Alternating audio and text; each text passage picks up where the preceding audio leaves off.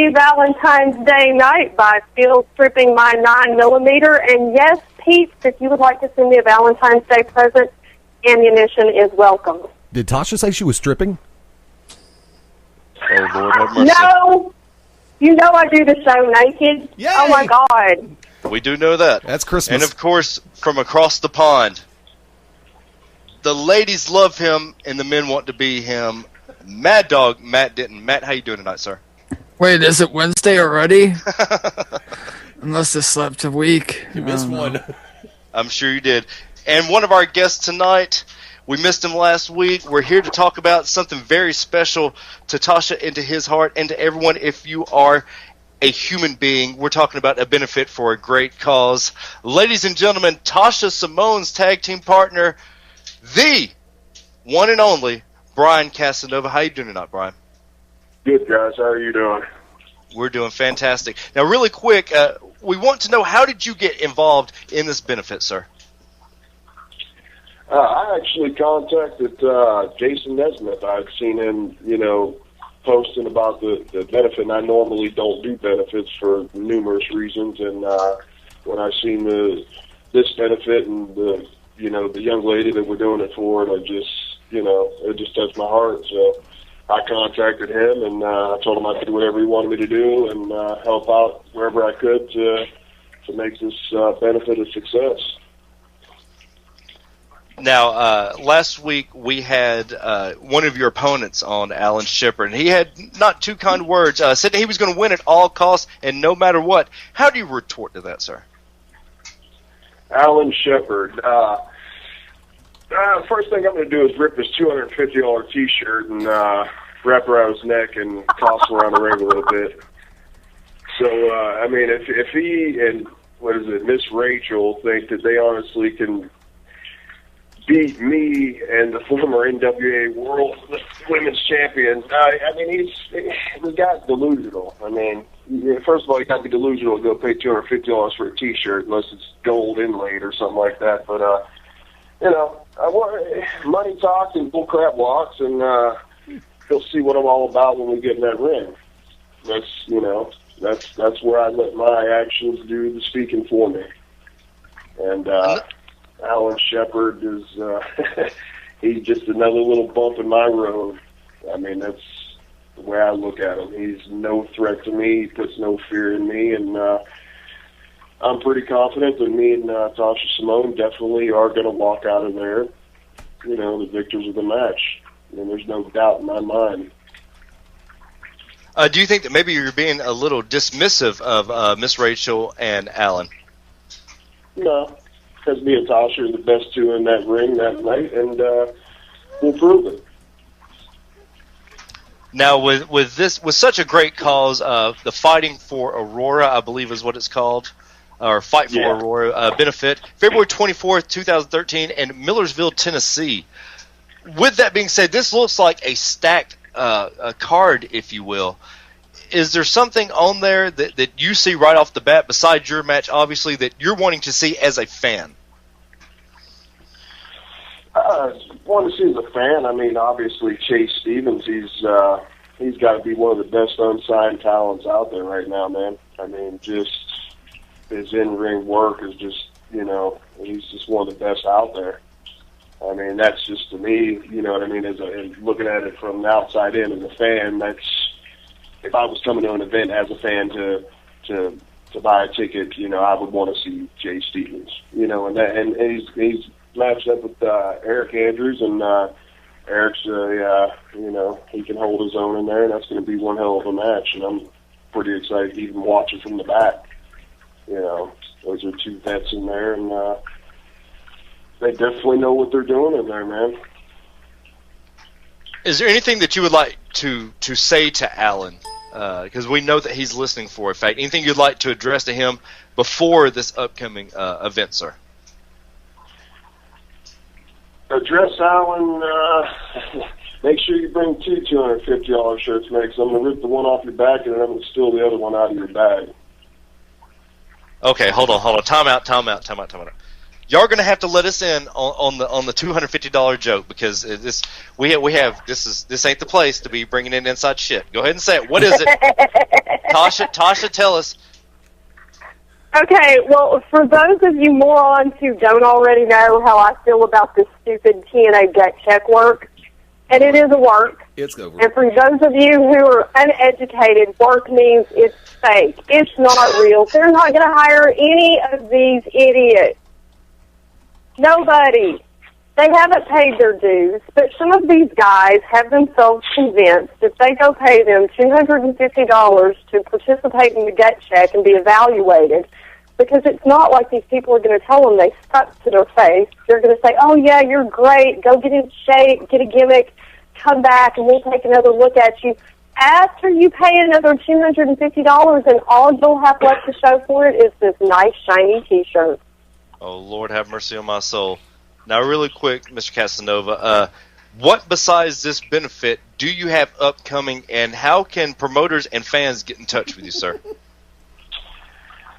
They can touch me on my Facebook. It's under Bryan Casey, or my Twitter, which is Bryan Cassanova, and there's 3 O's in there. So it's Cassanova, Casanoova. The next show, I've got Saul coming up on this coming Friday, which is the 22nd, I believe it is. And I'm working Kerry Awful. I'm actually pretty excited to get in there with him. You know, I've only been around 6 years, but, you know, he seems like he's pretty hungry and eager to move up, and I'm pretty excited to get in there with him and see what he's all about. And the following week, I've got Shelbyville, Tennessee on Thursday, and then Saw again on Friday, and then Saturday I will be down in Cornelia, Georgia for what used to be NWA Wildside and turned into NWA Anarchy, and which is just now Anarchy Wrestling. So I'll be down there. I've got some pretty big things coming up down there, and you know, it's just this whole entire year has just been awesome so far. So. I believe the address is 1430 Level Grove Road, Cornelia, Georgia, the Church of Southern Wrestling, Anarchy Wrestling, correct? Yeah. That's what I thought. And for the Fight for Aurora benefit, it will be Sunday, February 24th at the Sawmill, 1214B Louisville Highway in Millersville, Tennessee. Thank you, Bryan, for coming on. Anytime the door is opened, you would like to come back on, sir, and we can have more time for you. We appreciate you coming on and help to get the word out for this benefit, sir. All right. I appreciate you guys for having me. Yes, sir. Thank you so much. Ladies and gentlemen, that has been Bryan Cassanova right here on the To Be Determined show. Thank you, Bryan, so much. All right, guys. And for those wanting to get in touch, the PayPal account has been set up for the family for donations. It's PayPal, it's to leukemia.ninja@gmail.com. And for more information on the benefit, you can go to Facebook, and there's actually an event page set up for this wrestling event. Whew, okay, now, I've been fired up all week, ladies and gentlemen. You guys are going to have to bear with me a little bit, because something very near and dear to my heart has happened. For those that don't know, for those that have been living under a rock for virtually the last week, the fucking dumbasses at the IOC have decided to cut wrestling from the 2020 Olympics. Oh, shit. Yes. Yeah, I know. These... Okay. And here's the worst part about it. It was done... The decision was made via secret ballot. And it had nothing to do with ratings, supposedly. Supposedly what they're trying to do is they're discussing ways to streamline the Olympics. Ladies and gentlemen, there are two events that are considered core events, if you will, that were part of the original ancient Olympics and when the modern Olympics started in 1896. One of those was marathon running, which, of course, the Olympics are pretty much based upon, from marathon running back and forth till he fucking had an explosive heart attack running things back and forth in ancient Greece. But the art, the sport of the gods, professional wrestling was the other one that was there. And they still have not even released the final totals for this, and they said it may not be released. To this point, they say that they're in a process of renewing and renovating the program for the Olympics. Okay, they said it's not a case of what's wrong with wrestling; it's what's right with the other 25 core sports. Because each summer there's 26 quote unquote core sports that are put into this, and this year everyone was up for review and at risk. But yet they take the original sport, the sport of the gods, okay? And this is for the first time in 2008. They had karate, they had squash, they had roller sports climbing, wakeboarding, and wushu. Okay. Is that like the Wu-Tang Clan? No, they wish it was a Wu-Tang Clan. Wushu. This is no offense to people who do wushu, but it's nothing. It's not even a fucking contact sport. Now, the United States is the most successful active nation. The USSR, you cannot count those because they are no longer active, obviously. Russia having a few here and there. But there are 50 all-time gold medals and 125 overall medals from the U.S. team. Mm-hmm. There were 2 won in 2012 in London. Literally, how far is the stadium from you, Matt? Stadium's about within 5 miles. Yeah. Within exact, and here are some of the ones. Russia dominated the sport today, but you have wrestlers from Japan, Turkey, Finland, South Korea, Iran, and Cuba. They have all won medals in the most recent years. Now, let me just tell you this: I know that they have things that are going on, and they have the modern pentathlon, which everybody thought would be the one that would go. They thought this would be the one that would get rid of. Usually South Korea dominates this, and the pentathlon, the modern pentathlon, consists of shooting, horseback riding, fencing, running, and swimming. Okay? But still, they get this out of there. They get this out of there. There has never been a doping scandal in wrestling. Never. Okay? You want to talk about some of the great moments in wrestling? The greatest moment that I can think of besides Kurt Angle, once again in wrestling, with a broke neck, or what's the swimmer's name? Phelps. Michael Phelps. But Michael Phelps, breaking the record for the most ever. No, 2000. Let's take it. And Eddie, I'll toss to you in just a second, but Okay. I've been waiting for this rant, so Bring it on. everybody just give me a second. 2000. Let's go back to 2000. 2000. Here you had one of the greatest wrestling matches of all time. Rulon Gardner Yep. against Alexander Carolyn. Thank you. Carolyn had won for 3 years straight, I think. I think he had won the gold for 3 consecutive Olympics. At the World and the Pan Am as well. And at the World and Pan Am. And do they still have the Goodwill Games? Because I think he won that year. I think that was one of the last years they had the Goodwill Games. I don't remember the Goodwill Games being around anymore. But anyways, this was one of the most, and this was one of the top 10, quote-unquote, most compelling moments of the modern Olympics. Rulon Gardner beat Alexander.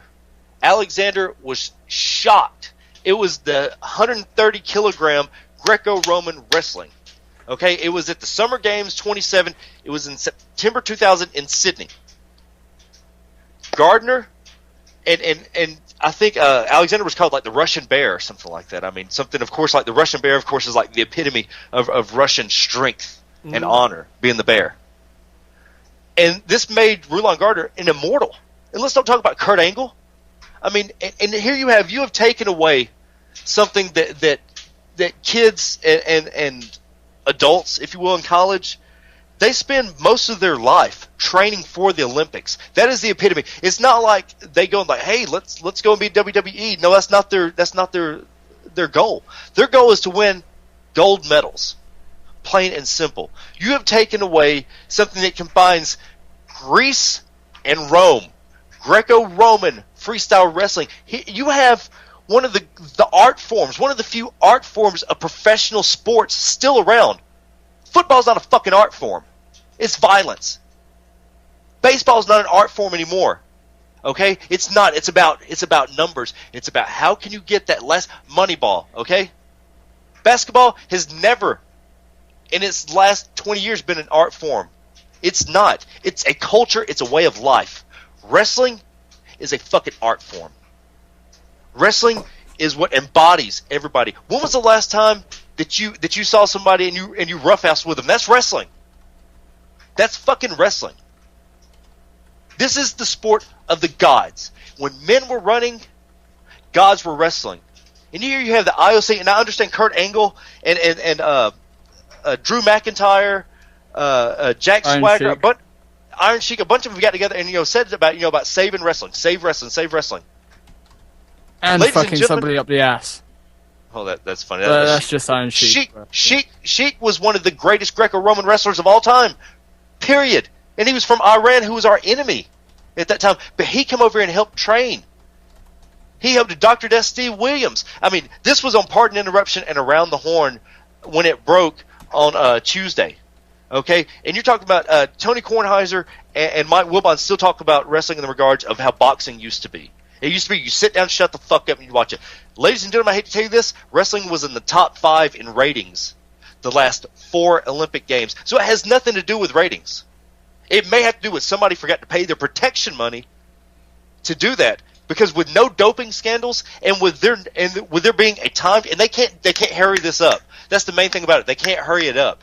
You have a set time and you have that time. In track, they can run and it can be over in 15 seconds. Wrestling, if it says 15 minutes, you know what you do? You go 15 minutes.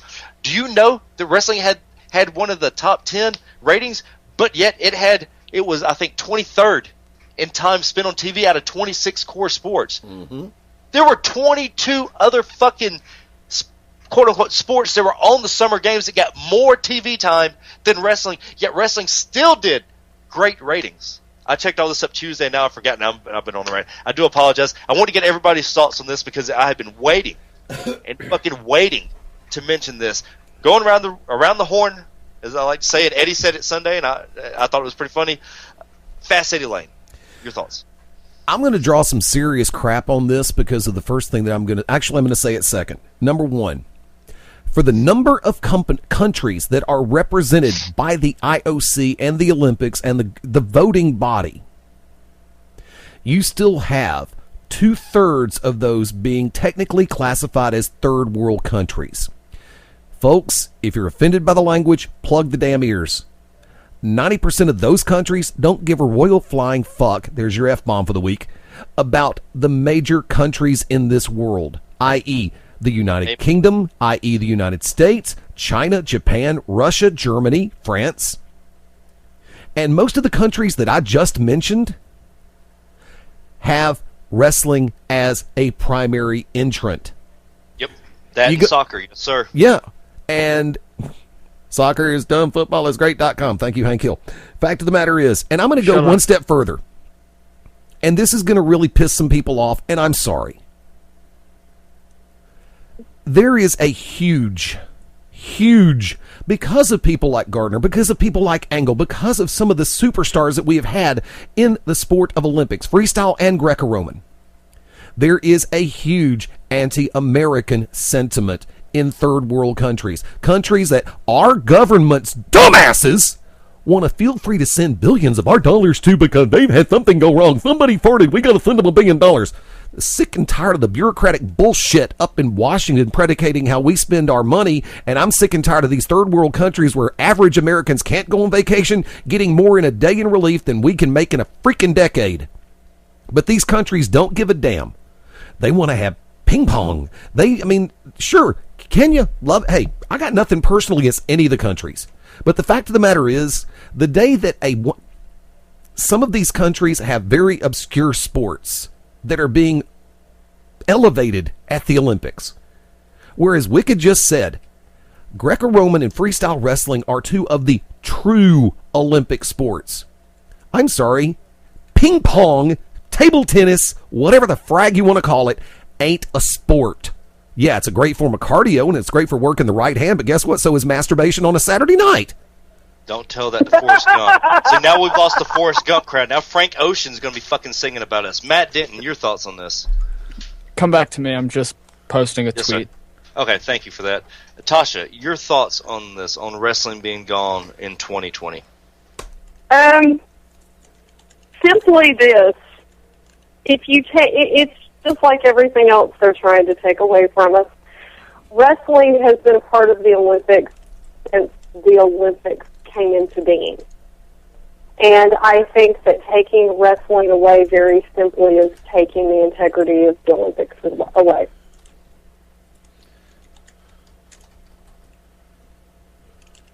Everybody knows how I feel about integrity in sports, and how can you have the Olympics when you don't have the original games.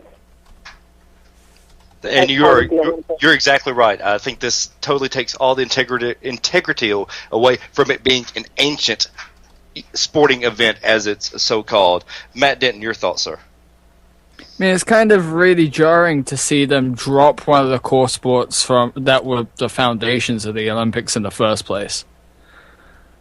I mean, go back in history, you see carvings of friggin' I was about to say professional wrestling. No, there was nobody dropping somebody with a fucking brainbuster back then. As much as I'd love to, it would be like Hercules dropping some poor fool with a fucking Death Valley driver or something. Socrates off the top rope! But back then it was called the Mount Olympus driver because Death Valley didn't exist in Greece. Exactly. That is great. That is great. Big pop for the history reference. But there you go. It's just like they drop a part of history for the future generations. And if wrestling isn't reinstated, then what the fuck is the Olympics coming to? But it just comes back to the fact that I believe the Olympics is a work. That's just me. I will say this. I believe it was Drew McIntyre that mentioned this on a tweet. Corey Smarkrage sent it to me. This was the greatest. Whoever's booking IOC wrestling right now is doing the greatest because you get heat, and then the biggest babyface comeback of all time. And I hope so. I hope so, because the IOC can kiss my ass. But anyways, ladies and gentlemen, we're about to take our first break of the evening. When we come back, we're going to have another living legend. I don't know how we're going to do it. 2 NWA living legends, Tasha Simone and the Dark Child, Chance Prophet. Yes. Hide your kids, hide your wife, and get your gold plates out. Ladies and gentlemen, don't change that URL. This is the To Be Determined show right here on the Beyond Ringside Radio Network. Okay, forest animals, kids are coming to the forest, and it's up to us to make their visit a good one. Sparrow, have you practiced the most popular bird songs for the year? Of course. Catchy. I like it. River, how's the temperature? It's a refreshing 52 degrees, man. I love it. Turtle. He's not here yet, man. He's late every morning. Okay. Squirrel. The forest has been preparing just for you. To learn more about cool things to do in the forest, visit discovertheforest.org. Brought to you by the U.S. Forest Service and the Ad Council. In 50 feet, turn left. Why are you driving so slowly? After a few drinks, I'm taking it slow. Well, you're not fooling the cop behind you. What? Get ready to pay in 0.1 miles. Getting pulled over for buzz driving could cost you around $10,000 in fines, legal fees, and increased insurance rates. Nothing kills a buzz like getting pulled over for buzz driving, because buzz driving is drunk driving. Brought to you by the National Highway Traffic Safety Administration and the Ad Council. Today, you hit the snooze bar. You checked your email. You checked your fantasy football team. You rejected an insulting trade offer. You ate your lunch. You did all the things that one normally does the day before a 175-mile-per-hour hurricane blows through your city, leaving it in a state of ruin. You never know when the day before is the day before. Prepare for tomorrow at ready.gov/today. Brought to you by FEMA and the Ad Council. Hey, Billy, want to go to the state fair? Yeah! Well, you can't. Huh? Well, you see, Billy, when you throw away money on wasted electricity, you throw away everything you could have done with it. But now your parents are becoming energy efficient. They could save hundreds of dollars a year and take you to the fair next year. I want to go now. Oh, I know you do. Saving energy saves you money. Learn more at EnergySavers.gov. Brought to you by the U.S. Department of Energy and the Ad Council. Welcome to today's lottery drawing. And today's winning numbers are not yours, not yours, and another number that's not yours. And the final number is not yours. When it comes to having money, don't rely on luck. Brew your own coffee at home instead of buying that latte. Brown bag it to work instead of ordering it. Go to feedthepig.org for more free ideas on how to save. Feedthepig.org. This message brought to you by the American Institute of Certified Public Accountants and the Ad Council. This year, firefighters like Fire Chief James Hall will battle wildfires around the country in hopes of containing them. But firefighters can't do it alone. A single ember that escapes from a wildfire can travel more than a mile, or it can ignite and destroy your home and community.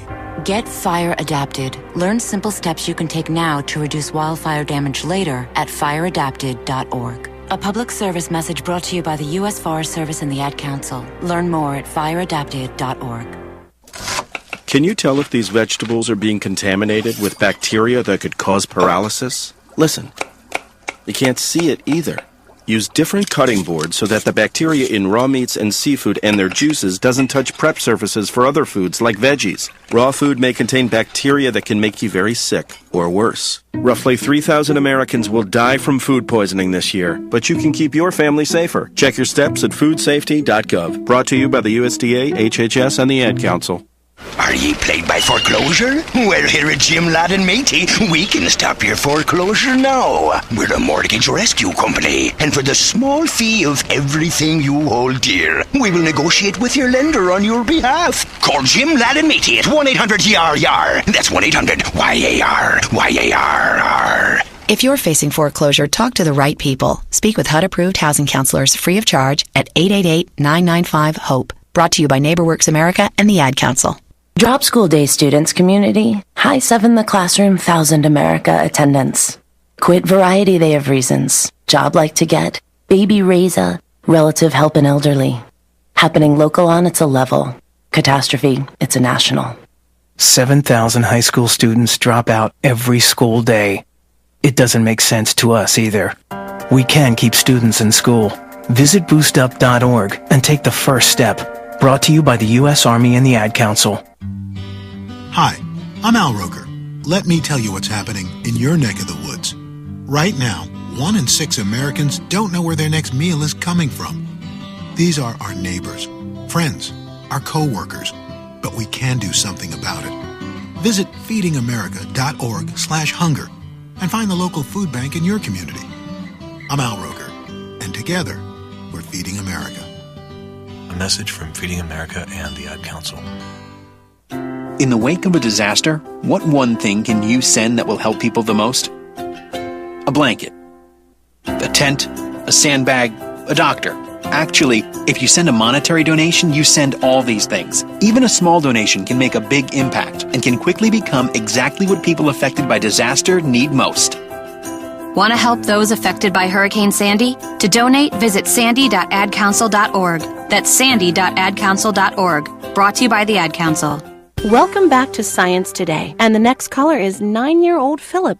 Hi, well I know the molecular formula for glucose, C6H12O6, and the general formula for an alkene is CnH2n plus 2, but I can't seem to find any scientific formula for Bob. Bob? My goldfish. Are you ready for kids who eat healthy? Good nutrition can lead to great things. To find out how a healthy lifestyle can help your child succeed, go to mypyramid.gov. Brought to you by the Ad Council and USDA. So, I'm a dog, and I just got adopted by this new human guy, and I'm starting to wonder how he got along without me. I mean, okay, something as simple as walking around the block. He's got this leash thing, and he puts me on one end and him on the other, and I'm just taking him around. I think he's afraid of getting lost. Without that leash and me guiding him along, I don't think he'd find his way back home. But it's kind of cute. A person is the best thing to happen to a shelter pet. Be that person. Adopt. Brought to you by the Ad Council and the ShelterPetProject.org.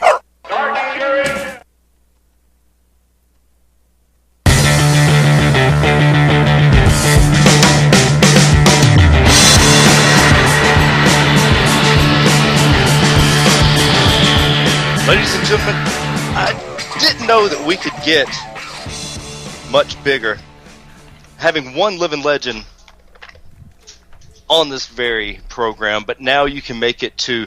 Ladies and gentlemen, we are joined by our guest tonight, the Dark Child, the one and only Chance Prophet. Chance, how you doing tonight, man?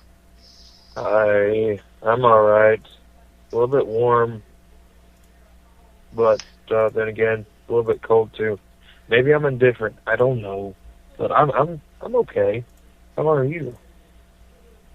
Doing fantastic. We appreciate you coming on. We know you have 1,000 things that you do throughout the week with your cult following and all, and everything that you have to do with your following. I don't know if you have a name for them, but we know that you, wherever chance goes, there is a group of some of the darkest of hearts and darkest of souls. But we want to find out, before you become such an iconic figure, how did it all begin, sir? Well, I was watching Mickey Mouse the other day, and I really came upon a revelation. And I'll spell it out in the song. Hot dog, hot diggity dog. If you got ears, come on, let's hear. As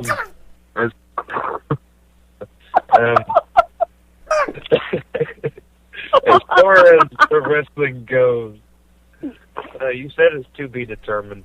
The how everything started was I started being the classic babyface good guy that everybody knew and loved, and then I shattered my ankle in about 7 places, and they put a bunch of metal in there, and I came back in 6 months' time, and I was the poster boy for the former regime that was at the helm of the NWA, and then I healed up, got cleared medically to come back into competition, and everybody seemed to forget about me. So that kind of twists you a little bit, kind of makes you a little bit mad, a little bit bitter, makes you want to hurt people, and sometimes it makes you look very funny because you don't want to look like what you used to look like, and you don't want to act the way you used to act, because if you act forgettable and look forgettable or replaceable,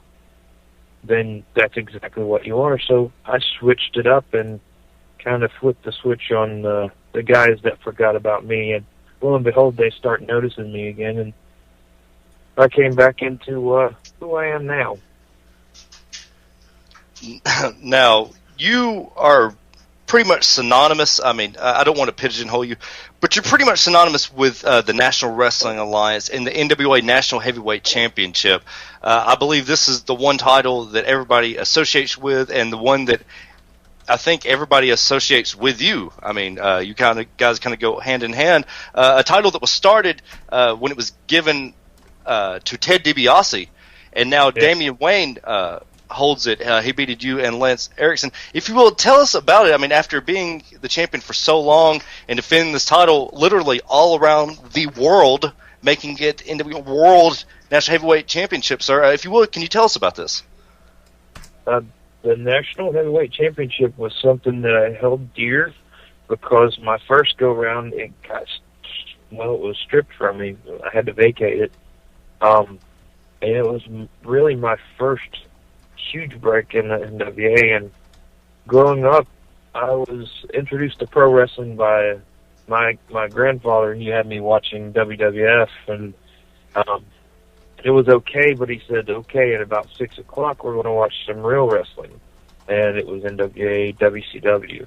And I always wanted, that's what really intrigued me and got me into wrestling. So when I got the chance to vie for a title that, in my eyes, meant a lot more because it was real wrestling to me, real professional wrestling, real guts and blood, and just guys wanting to beat each other up just for prestige's sake. And I got to be a part of that lineage. When I had to vacate it just to be able to get back into the mix and finally get that title back and travel and meet all the people that I've met and defend it in all the territories, states that I defended it in, that title meant more than half the things that I did in my wrestling career. And I'm really happy that Damian has it. I mean, obviously, I'd love to have it for a third time, but it's really comforting to know that someone like Damian Wayne has that National Heavyweight Championship and is doing a wonderful job defending it and making it mean something still, making it still relevant to the wrestling fans and seeing why NWA is very much alive, unlike some people like to say. Now, you have the honor of being one of only 11 guys to actually have won this title on multiple occasions, and having the infamy, if you will, of being one of only 6 to be stripped of the title, and the only one that I know of due to injury. With all that being said, and everything that you've done, sir, and everything that you've put out there, what was the one point that you looked around and you're like, I've made it? The Dark Lord has made it. When I beat Phil Shatter, who people know as Gunner, that was like, okay, I'm back in the mix. I'm back here. I've really beat a top level champion. I mean, he held the belt for 266 days. I'm thinking, probably more than that. Nope. But was that dead on? Did you have that? Yes, sir. You're exactly right. See, man knows his stuff. Man knows his history. I'm sorry. I study. I'm a little bit OCD sometimes. I was like, okay, I'm right back in the mix, and then started taking on these guys. And over the summer and over last year, I faced guys like Al Snow and like a couple guys from TNA, and then I got in the ring and defended my title against Colt Cabana and Tommy Dreamer, and beat them both, albeit by questionable means, but I beat them both, and I was like, okay, especially with Tommy Dreamer, because Tommy Dreamer was, I mean, he was the classic. It was kind of like a story that I've told.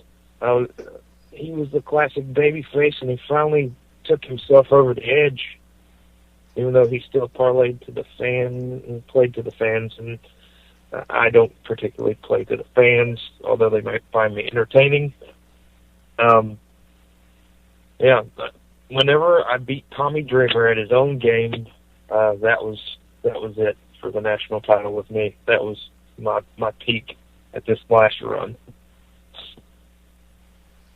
Now, who was your favorite growing? Who was the person that when you were a small dark child?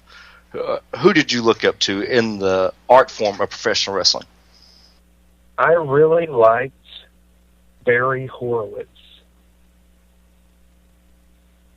I hope that this is being recorded and put out there, because I've never heard anybody say that. Chance, I've never heard anybody say Barry Horowitz. Really? I love Barry Horowitz. He was one of the best workers I've ever seen in my life. Oh, he was awesome. I've just never heard anybody actually admit it. I like putting him over. He deserves it. He put so many other people over. I always liked watching his matches, but like as far as like serious guys that got me way into it as a little kid, Great Muta all the way. Oh God, yes. What was it about Muta? Was it the mysteriousness? Was it the fact that are you talking about Muta with Gary Hart, or Muta when he was by himself? Muta with Gary Hart. Because oh yes. He didn't have to say a word, and when he got in there, everyone was already thrown off. The psychology was already there the minute he stepped through the curtain. So when he stepped through the curtain, and people saw him, and they didn't know which way it was going to come from, and you could tell his opponent didn't either. And he made quick work of him, but you never forgot anything he did, because all he had to do was hit a couple moves, throw a couple kicks, and moonsault, bam, they're done. And yeah, that guy just add Gary Hart to the mix, and it just made it perfect to me. That is, see, now Muta, I can understand. Anybody that knows your work can see you. When I first got into the business, when I was introduced to your work, you were actually referred to as the American Great Muta, and I was like, I've got to see this guy. I've got to see him. That was like 2007. I know he had been in for some time. With that being said, and everything that you've done in this business, what is the one thing that you're most proud of? What's the one thing that you like? This is Champs Profit. When all's said and done, this is what I'm going to put up as my testament, sir, if you will. Right now, I would say the National Heavyweight Championship, but the fact that I've been with the NWA for 12 years, right now that's my milestone. The fact that I've just, not that I haven't tried elsewhere, but when it came down to it, the NWA always took care of me, and I tried to do the same. Now, those that don't know, you were actually, I mean, this has been years ago. I mean, TNA Explosion, old TNA. I think you were pretty well known on that because of you and Scotty Matthews and somebody else. Who else was with you, sir? I mean, I think that's where everybody was kind of introduced to you, but obviously being on a national scale. If you will, tell us about that time.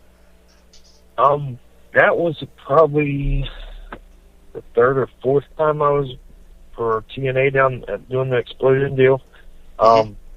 They paired us. Well, they tripled us. They tripled us, and against 3LK, the Road Dogg, Run the Truth Killings, and Conan. And Scotty Matthews was really cool. Ryan Bobs was really cool, and Road Dogg was probably. I already knew Ron Killings from a couple of independents.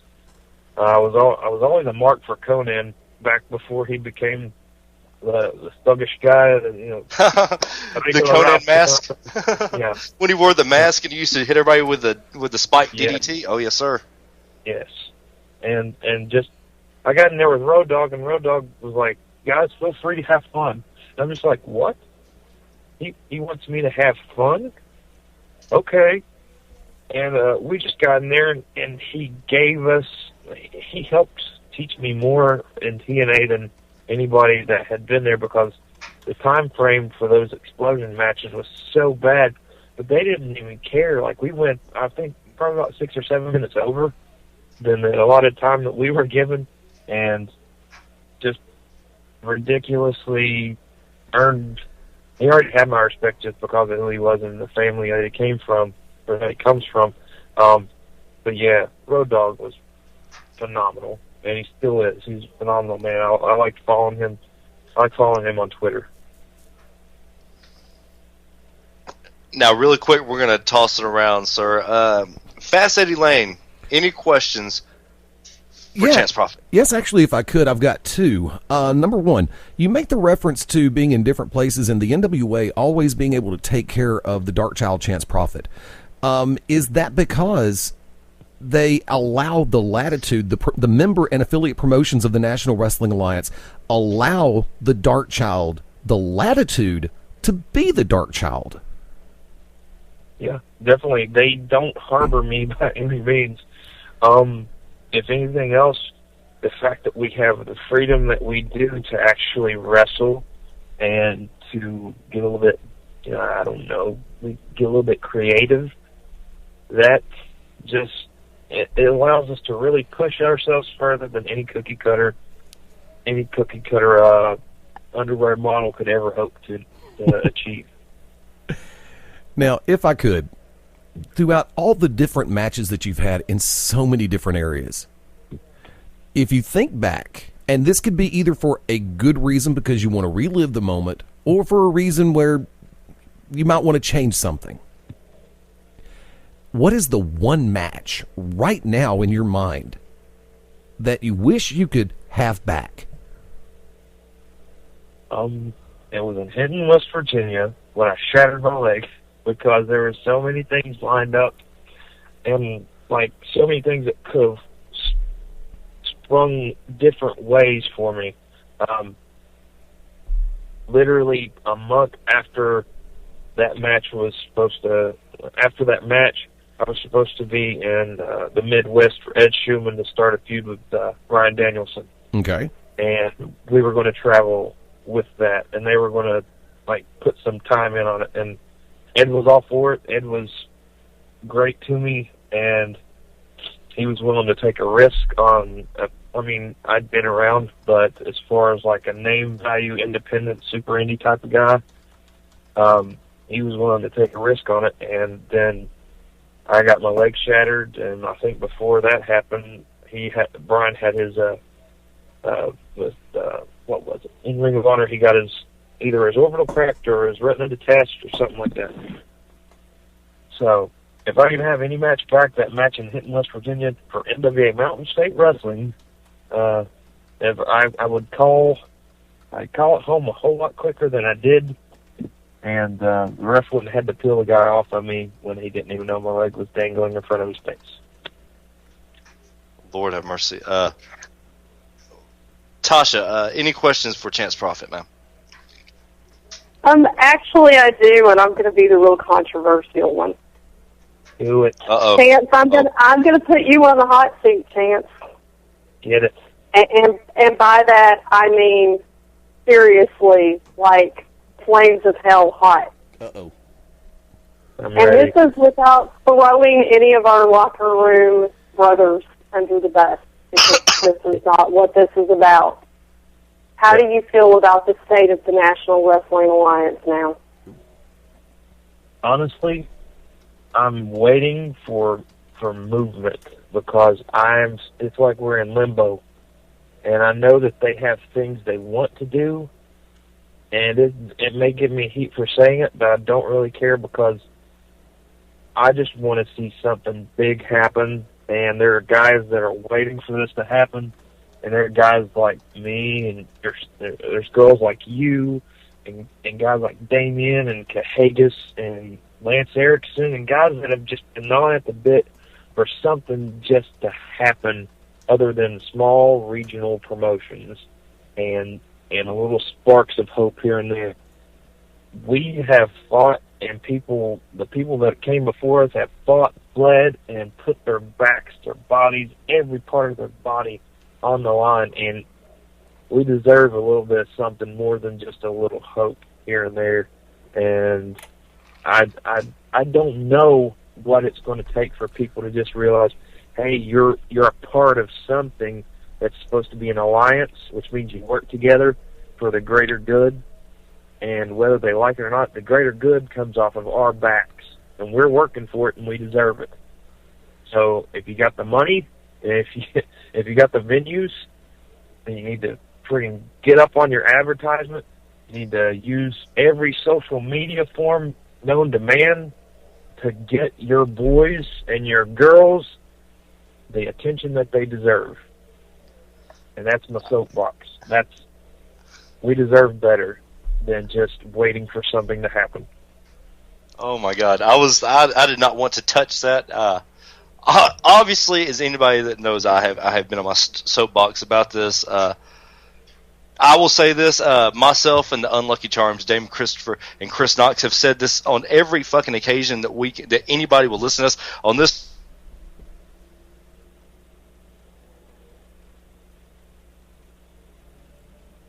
For you to bring prestige to a title that a lot of guys had forgotten about. Let's be honest about it.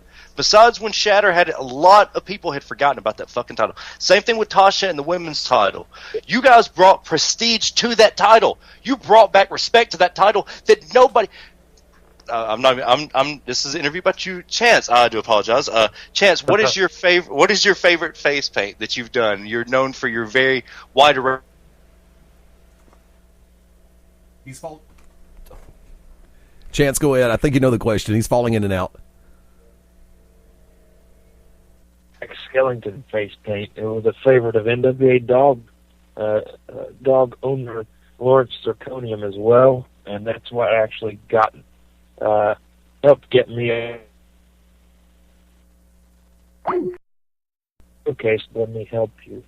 And I have sentimental reasons, mainly because I liked, and I still like Tim Burton movies, and I like Jack Skellington. So that was one of my favorite movies. Who doesn't? You would have to be gay not to.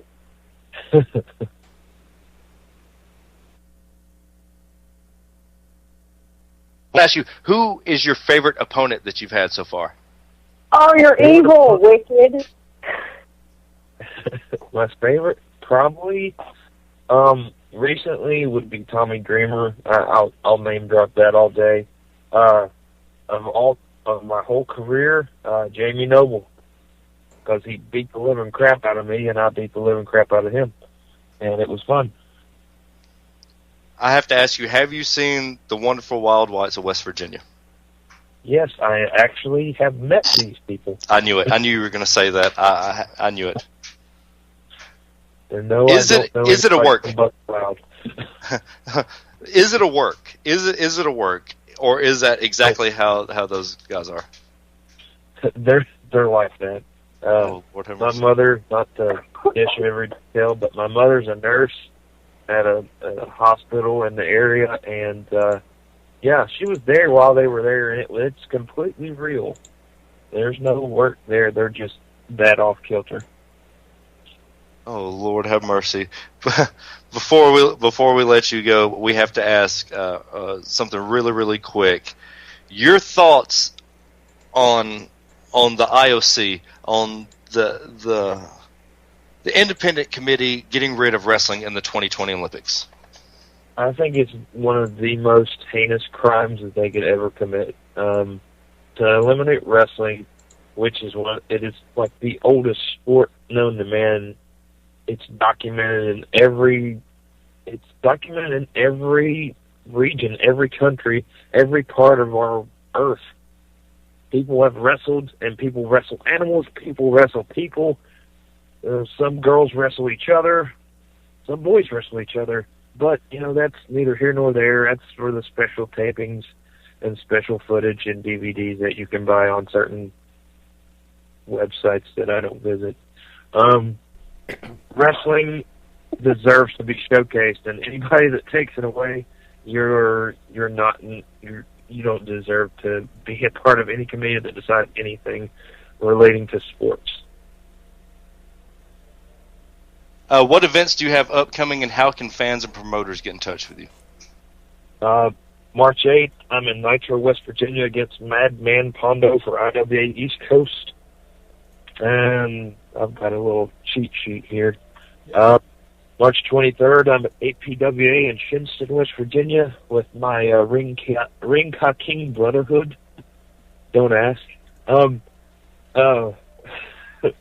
27th is Remix Throwdown for the Pound 7 with myself and Jason Glory taking on Facade and Hurricane Shane Helms. If my team loses, my little band of cohorts, the anti-heroes, must disband forever. That's a hell of a stipulation. Yeah, it's a bit much, but we're kind of nasty and we kind of do bad things, and I kind of stab people sometimes. Anybody wants to get a hold of me? Twitter.com/ChanceProfit, Facebook.com/ChanceProfit, Google Chance Profit, not even Google Plus, just Google Chance Profit. There's some weird stuff that comes up. Yeah, I'm even on Tumblr. There's not very many people on Tumblr. I'm on Tumblr. Yeah, and ChanceProfit.com too. Ladies and gentlemen, we have to ask one last question, one very last question. The Dark Child. How did the Dark Child come about? The Dark Child came from a little song I would like to leave you with. Hot dog, hot chicky dog. If you got ears, come on, let's hear. God almighty. The Mickey Mouse Club. We're going to get sued. When this goes up on YouTube, Disney is going to copyright infringe our ass on spot. They can suck it. Mickey Mouse Club. Hey, Christina Aguilera, come over there, and I heard she likes to have threesomes with Vanessa Hudgens and her husband. So hey, hey, double thumbs up. Oh no. Hey, it's documented. Anyways, ladies and gentlemen, we're about to take our second break of the evening. Chance, thank you so much for coming on. Ladies and gentlemen, the one that only Chance Profit. During our break, you're going to hear the Georgia Wrestling Report. It's Mark Grayson, so show the man some love. Get in touch with him. Chance, thank you for coming on. Anytime the door is open, sir. And remember, good and bad's always determined, predetermined, and to be determined, sir. So thank you, sir, for that. This is the wrestling madness that is the To Be Determined show right here, Beyond Ringside Radio Network. Welcome to the Georgia Wrestling Report. I'm Mark Grayson from GeorgiaWrestlingFans.com. Each week I'll bring you 5 minutes of news and views from the independent professional wrestling scene in the great state of Georgia, along with a healthy dose of shameless self-promotion. First off, I'd like to thank Fast Eddie Lane, and all the folks at Beyond Ringside for allowing me to put this together and sharing it on their broadcast. I hope you find the information useful, and I hope to see you at a show very soon. Let's get started with some shameless self-promotion. Classic Pro Wrestling debuts next Friday, January 18th in Franklin, Georgia. Winter Warfare takes place at the Heard County High School. Main event features superstar Johnny Swinger taking on the monster Rob Adonis. We've also got Kyle Matthews, rookie sensation Fred Yehai, rising star Chip Day, the local scene Josh Storm, Jimmy the Kid, Bryan Alexander, and from Nigeria, the mysterious Dr. Bombay will be joining us. $5 advance tickets are now on sale. Get your tickets from the Heard County Middle School Athletic Department and the Heard County High School Athletic Department. Help us help them by purchasing your tickets in advance. Proceeds from each advance ticket sale stay with the school and help fund their athletic programs. We'll be back in Franklin on February 1st with Snow Fury featuring Robert Gibson from the Rock and Roll Express and the Gym Class Heroes.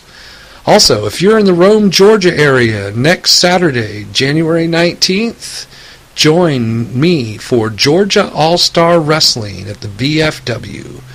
We've got a great card lined up featuring a main event heavyweight championship match featuring Butcher Bobby Hayes going for the gold, taking on the champion Waylon Rhodes. Kyle Matthews will also be there along with Simon Sermon, Lamar Phillips, Mike Cannon, Kevin Blue, Chris Gans, Chris Lightning, Wild Child, Joey Kidman, and so much more.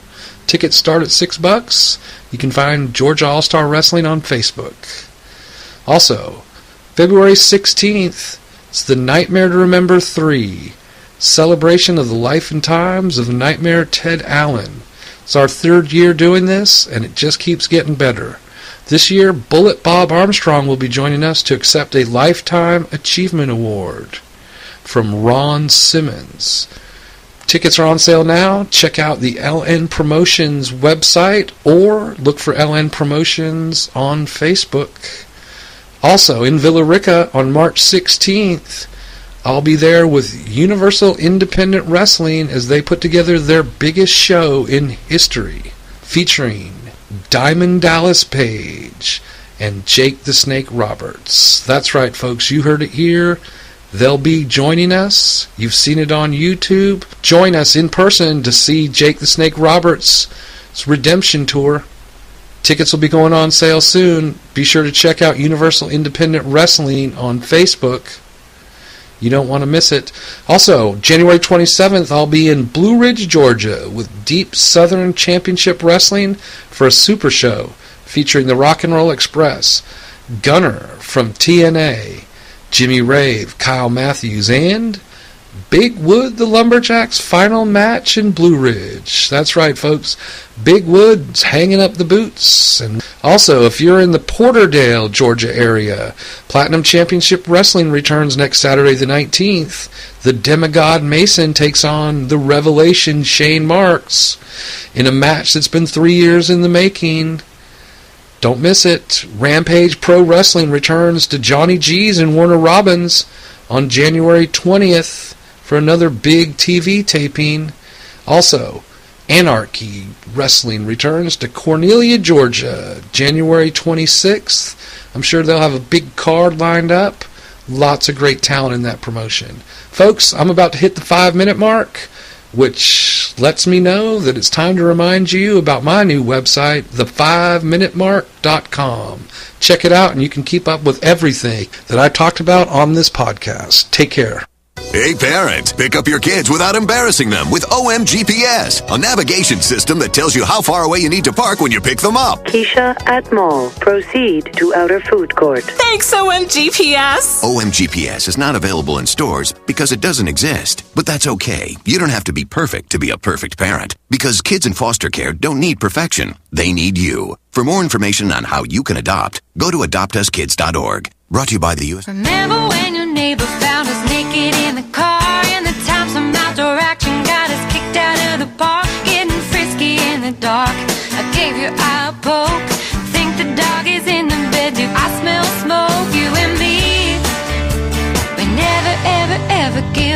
You didn't give up on sex. Don't give up on birth control either. There are more methods than you think. Visit bedsider.org to compare all the choices. Brought to you by Bedsider and the Ad Council. Bedsider.org.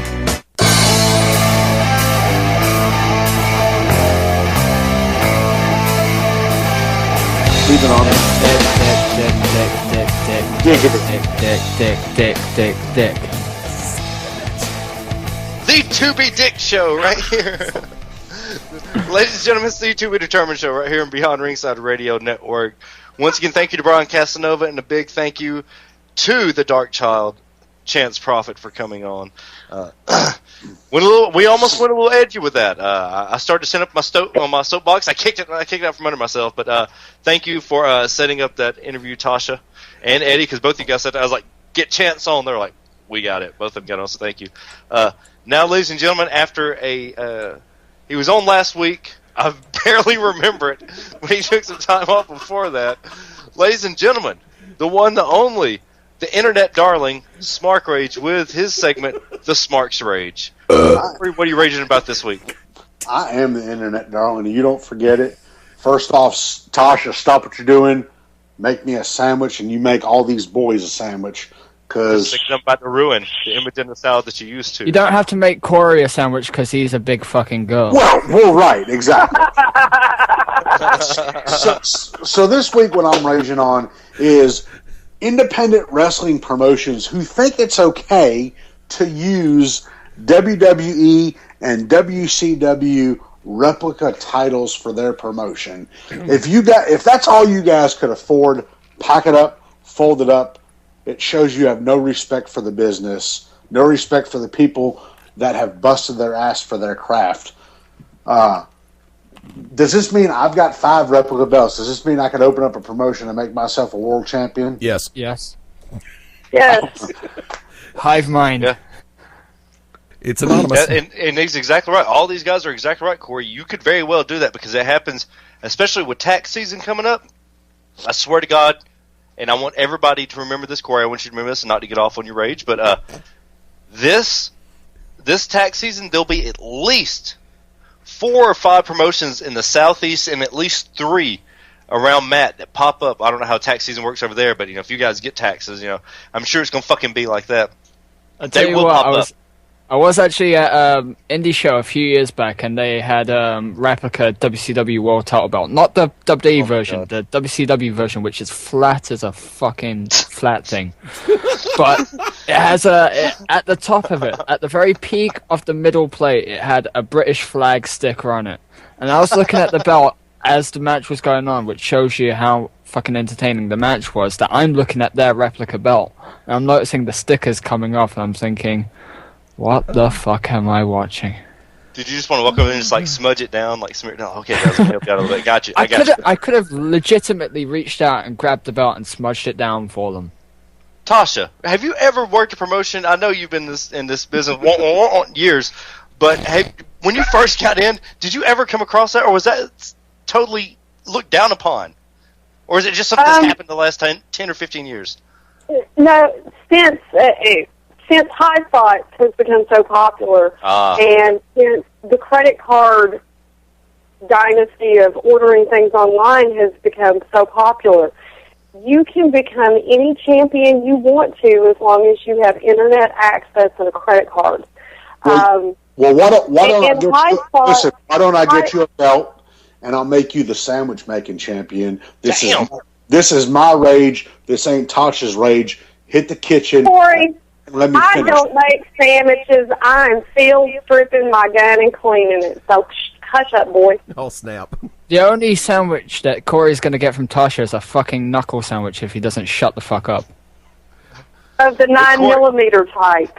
Corey, you're going to have to tell us who this promotion is. Listen, Tasha, you bring your 9mm, and I'll bring my 17-round Glock 40, and we could have some fun, okay, little girl? Okay, I only need 1 round. Apparently, you're a bad shot.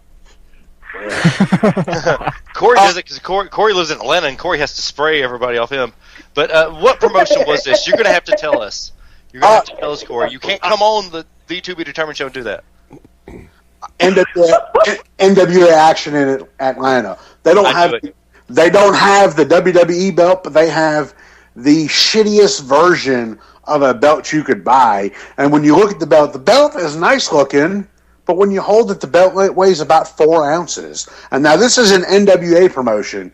And Tasha, I may wrinkle some feathers here, but I don't really give a shit. How do you call yourself an NWA promotion and you have a belt that looks like it's $5.57, or you could get out of a Cracker Jack box? Have some respect for your craft. You bring people, and this goes back to what I said last week. You bring these wrestlers in, these big name wrestlers, to quote unquote win your title, and the title's crappy. And I know the title doesn't mean anything, but I mean, come on, have a little class. Have some respect. Not to interrupt you, Corey, but I am interrupting you. So there.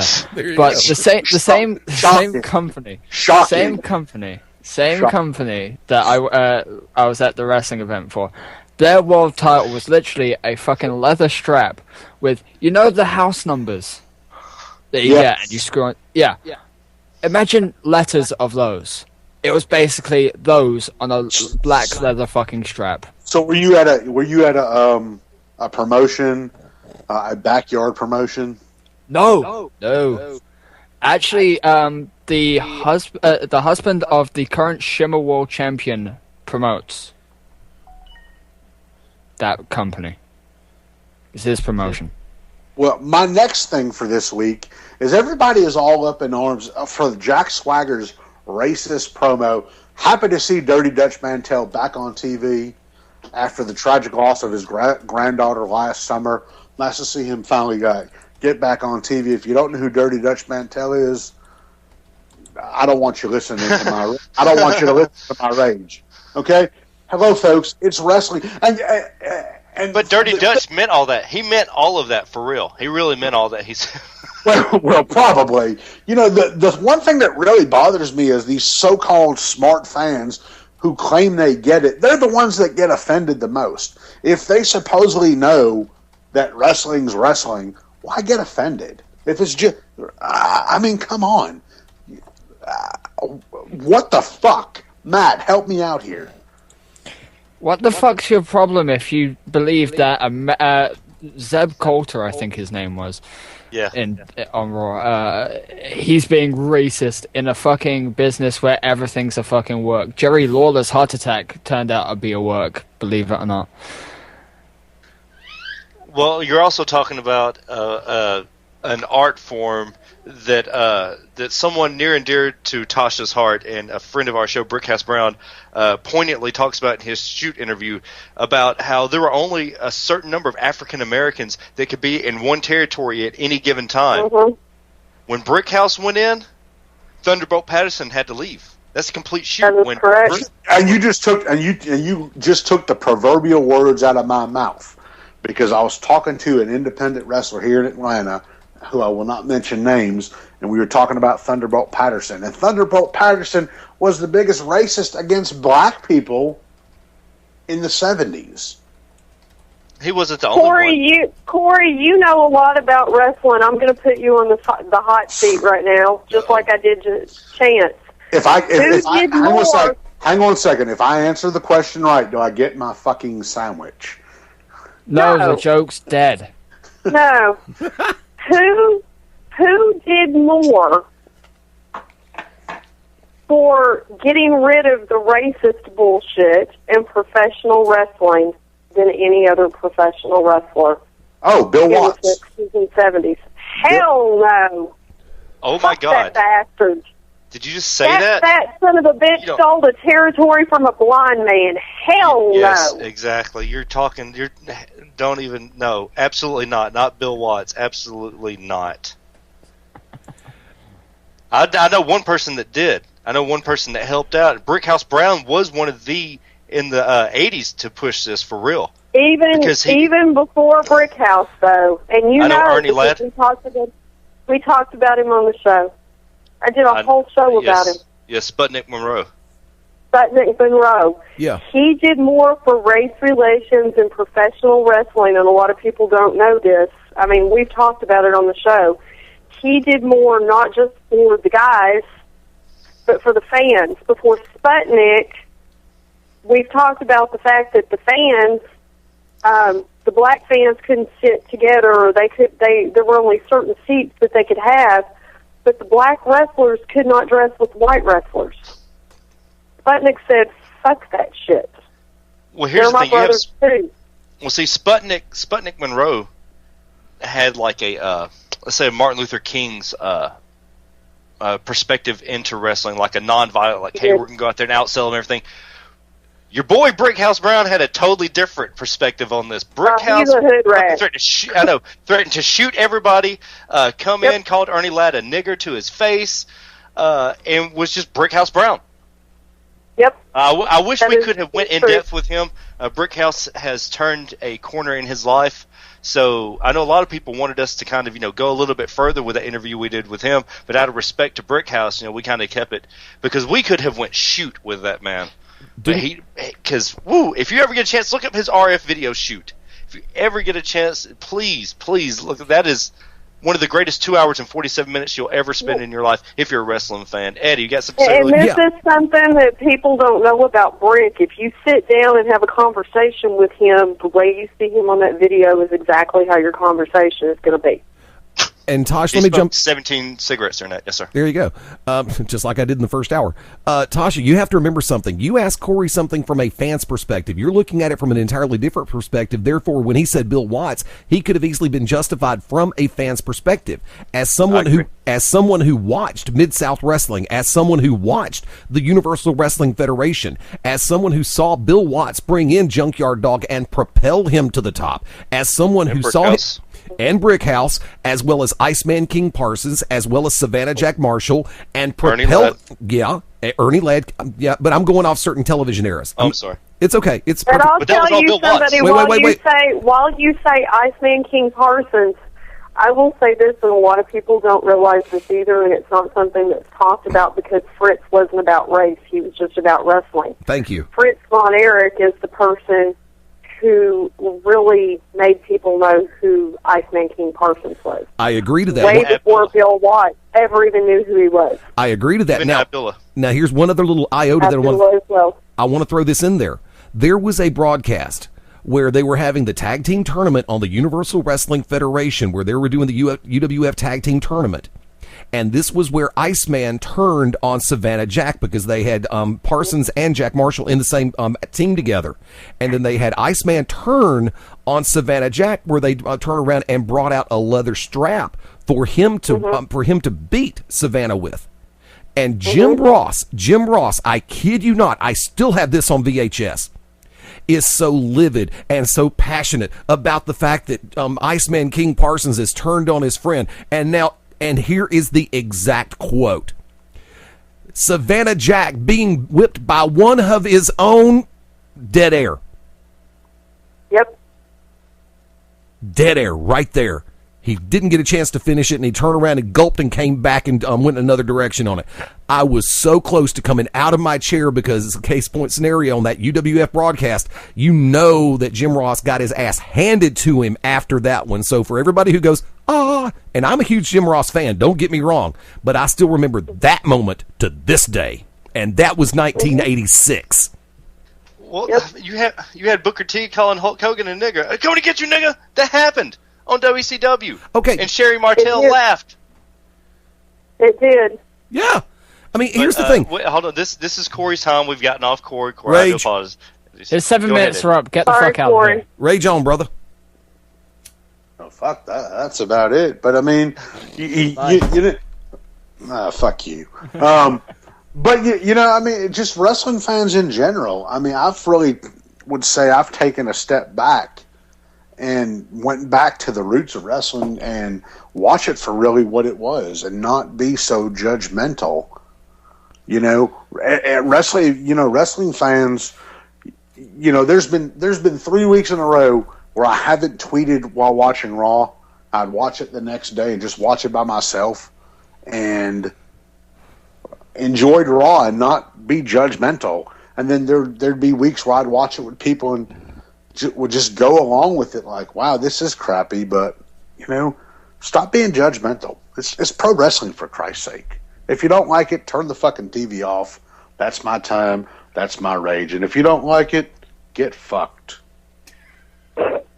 Ladies and gentlemen, that was the Smarks Rage from Corey Smark Rage.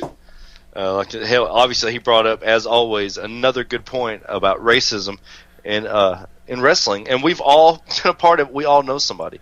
We've all. I mean, kudos to somebody. Thunderbolt Patterson actually helps out at Rampage Pro Wrestling, I do believe, in Warner Robins right now. In fact, I know he does. But with that being said, ladies and gentlemen, that was only 30 years ago, where you could only have a certain number of blacks in a promotion. And people talk about there's not racism in wrestling. Really? How many WWE World Champions have been black? Besides Ezekiel Jackson. Ezekiel Jackson doesn't count. ECW titles do not count. Other than that, you have Mark Henry. No. ECW titles, up until Benoit held it, were world titles. After Benoit held it, they kind of silently dropped the world part of it. Yes, I think so. I think for the stigmata reasons, of course. But there was The Rock, Mark Henry, Booker T. You really can't count The Rock in that scenario because he's only part African American and part Samoan. Really? That sounds about as racist as things I've ever fucking heard before in my life. That's the truth of the matter on the bloodline, though. He doesn't even call himself black. He doesn't call himself African American. He calls himself. That's why he has the Samoan. That's why he has the Samoan tattoos on his arm. That is true. That is true because remember, his father, Rocky Johnson is, but by the same token, he accepts more of the Samoan lineage, or the Polynesian lineage than he does anything else. That is true. So I'm not being racist when I say that. I'm being honest. I'm being real.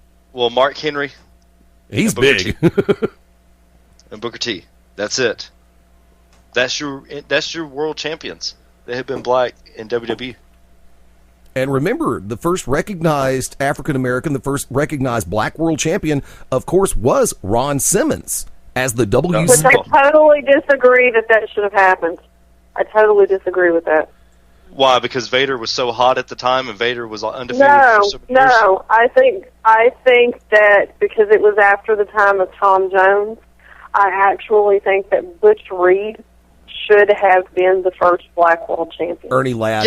Yeah, but Butch Reed wasn't. Now, Ernie Ladd was an NWA champion, along with Bobo Brazil, Abdullah the Butcher.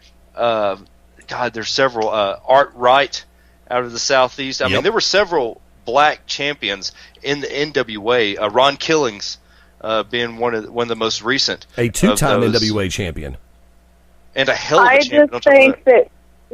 I just think that Butch should have been the first, but Butch, very much like myself, if he has something to say, he says it. But that's the thing. But that got him in trouble. See, there's a difference when you go out of your way, because there's always talk about Vader being stiff and hurting people, and people being like, Vader's and I'm leaving, and just leave. Vader wasn't a wrestling guy when he first got in. Now Butch Reed had a reputation, and still does, of being somebody that would purposely just pissed off at the world, that would hurt people on purpose just to do it. Not going out there. So did the Steiners. The Steiners. Well, the Steiners should have broke Paul Lee's neck when they wrestled him, when they shot on him. I don't know anybody that's ever seen that. Paul Lee's fucking punk ass when he got shit stomped in. Yeah, that is very well known within the wrestling community. A lot of the finishes that they did when they were on top so much, it was just to see how bad they'd hurt people.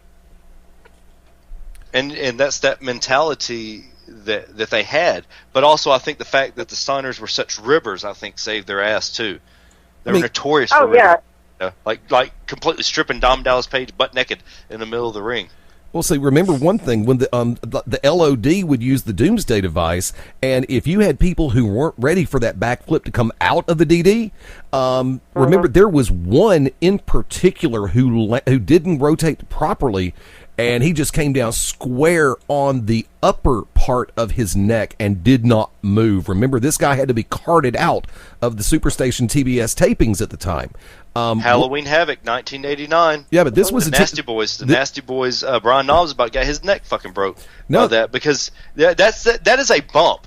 That is a bump that is just one of the most awkward bumps in the world. Yeah, you got to be able to. But we also have to remember back then, we're starting to look at a time frame right then, that time frame, yes, ma'am, where people were starting to be hired more for their size and their look than their talent. That is where you can truly see the change. If you had the same properly trained guys in the ring taking those same things, you would have seen less injuries. But that is when wrestling was really starting to turn less to talent and more to appearance. Yeah, because everybody was jacked up on roids during that era. You know, baseball talks about the controversy of the steroid era. Football is glancing over the steroid era. Basketball starting to allude to it just a little bit. And the one business that has been the guiltiest of it, and I am sorry for saying this, please, God forgive me, because we're talking about a sport, a business, and an industry that I love with my heart, and then some. You're talking about bodybuilding. You're talking about bodybuilding. Scrappy doodle dandy that, professional wrestling. Really? No, we've never policed ourselves that well when it comes to steroids. And how many people have had complications, internal medical conditions as a result of jacking themselves up that much? You know what you can look back to? Look at Lou Alzado. You're old enough to know this. I mean, no offense, Tasha. No offense to you. You're old enough to remember this as well. She's too young. Sir? She's too young. Oh, I mean, I was a kid, but I do remember the Oakland Raiders, the Los Angeles Raiders, and Lou Alzado literally wasting away before our eyes. Lyle, yes. Just dying. That's one of my heroes in the gridiron. Look at Superstar Graham now, which as a child, I loved Billy Graham. Superstar Billy Graham, oh my God, I mean, it was Billy Graham. And one of the most phenomenal bodies you could ever see. But he has since come out. He's talked about steroid abuse. He's talked about so much that has gone on. His hips are artificial now because of all of the damage that the gas has done to his body. But this is what people don't realize.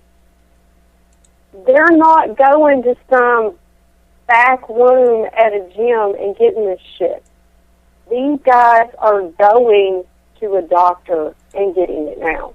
Exactly. And if anybody thinks that when they have this WWE wellness program and the guys that are passing are not on the gas, you're stupid. Please. You don't pass when they're ready to get rid of you.